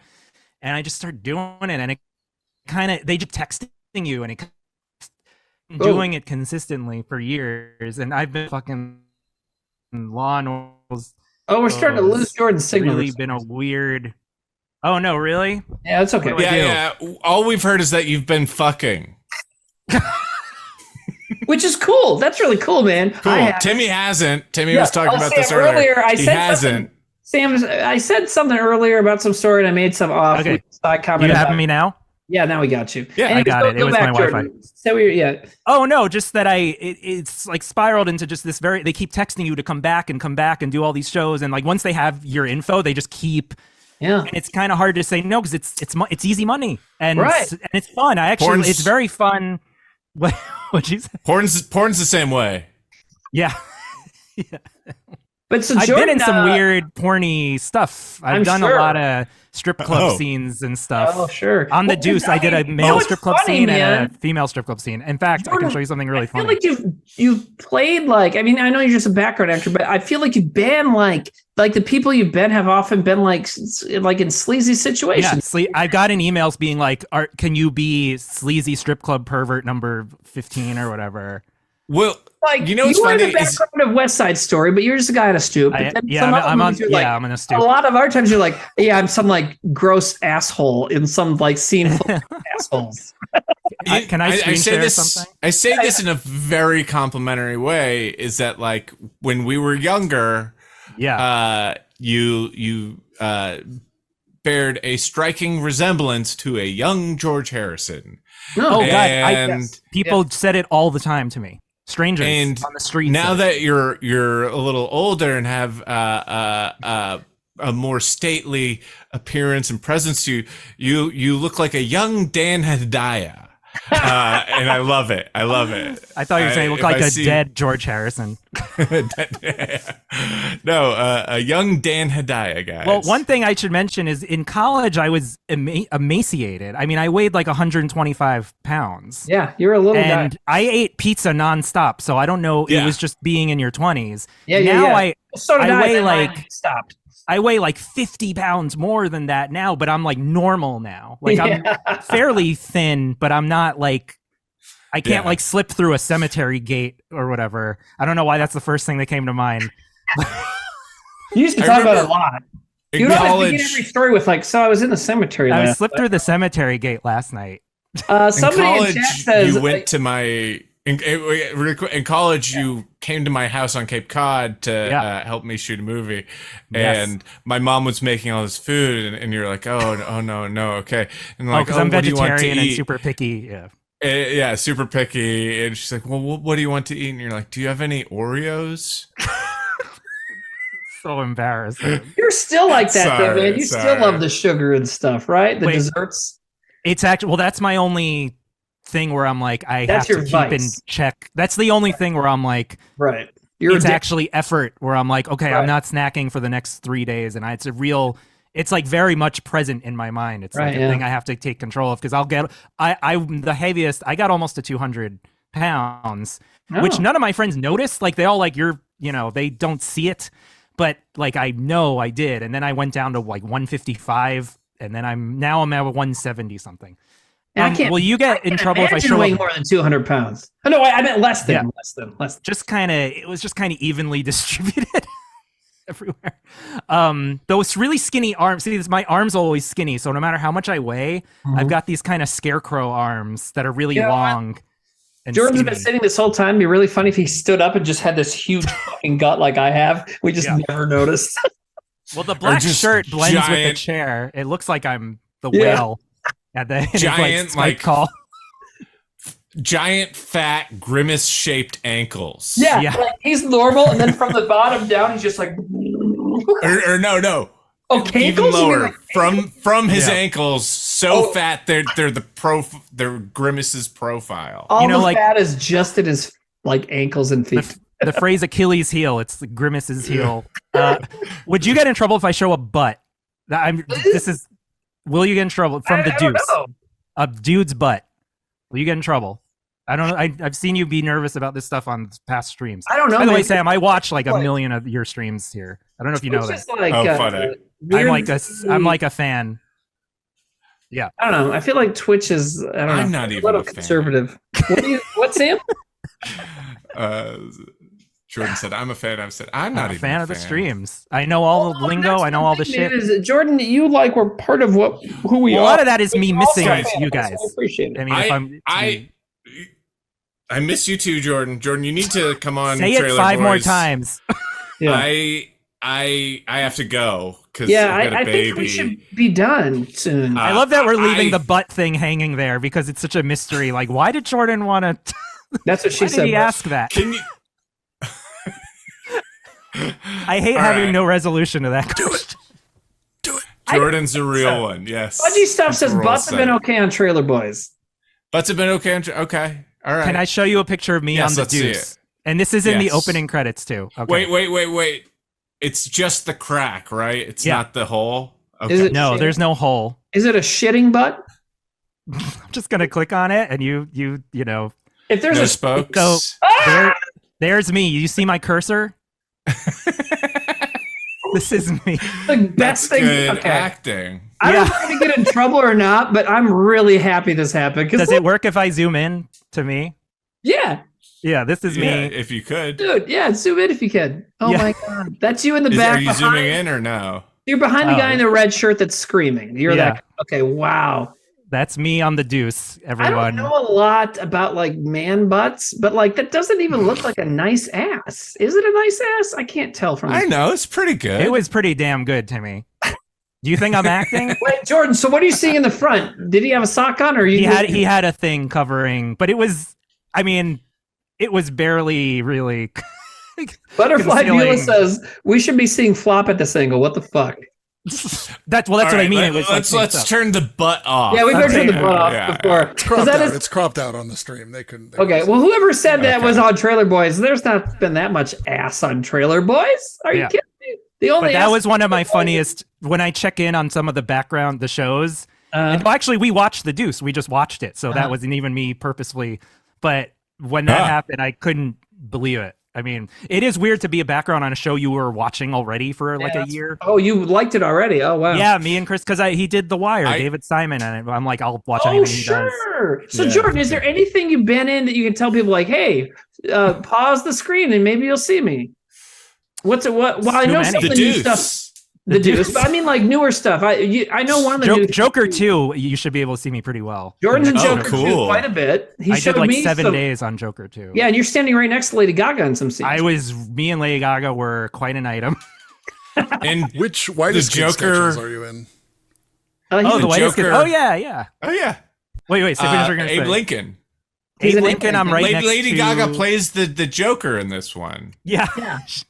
It's the Joker. That's funny. Mrs. Joker. Jokerina. Joker. Jokerina of time. Joker went You know woke. what's sad? What the Is fuck, that- guys? Jordan and I both actually know the name of Joker's daughter from the alternate timelines of the comics, but we're not going to go there, so it's fine. But Oh my god, I know. No, yeah, Whitest Kid sketches I was background in, which again was coincidence. I didn't know in 20 years I would just do background acting for sort Right. of fun and for money. No, I'm next to- Woker. Thank you, Deja. what? You Woker? said Woker. Yeah. Yeah. We should start a campaign where we're all anti-Joker too, because we're all convinced that Lady Gaga is the new Joker, and Yeah. they're doing it because it's woke now.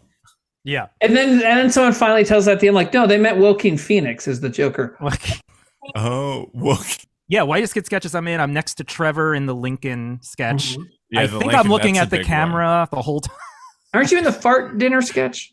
I'm in the fart dinner, but only for like 2 frames. I'm totally blocked by But Dave is in that sketch nonstop. It's almost Right, he's in a lot. Hey, Well, real yeah, quick. aren't you eating by yourself in that one? No, I think I'm with Melissa or some girl that we knew. Oh, I can't another tell. girl. It's so blurry. I can't Yeah, tell. Melissa's someone who would have a lot of crazy shit about the past to say too. We should have her on sometime. She sent me a video that made me happy and sad of us and Trevor getting lost in an apartment building on like July 4th one night, I Oh, think. man. And it's me rambling about nerd shit, and Trevor looks like he wants to kill me. And it made me kind of Some great late self-conscious. nights with Jordan, like He's sitting like- around, talk about Batman the animated series till like 5 It's of the morning. worse. I was talking. I'm Well, rambling about gargoyles. Oh, And that's- Jordan, You're you right. know what?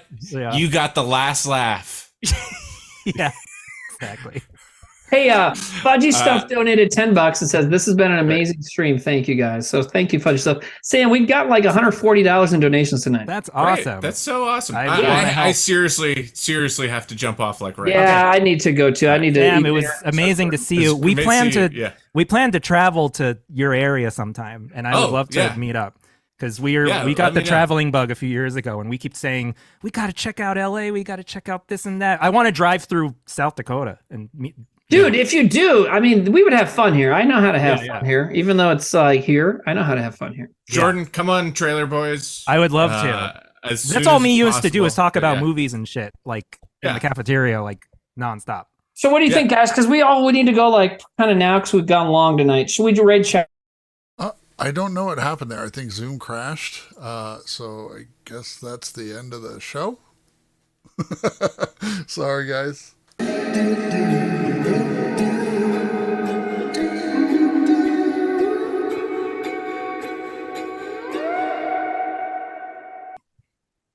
What if I spill wine all over myself? Well, one of my 14 seconds in. One of my big social anxieties is when someone fails to introduce me when I'm standing around people. So you should just never introduce me and just make I'm going to. my nightmare for 2 hours. Oh my God.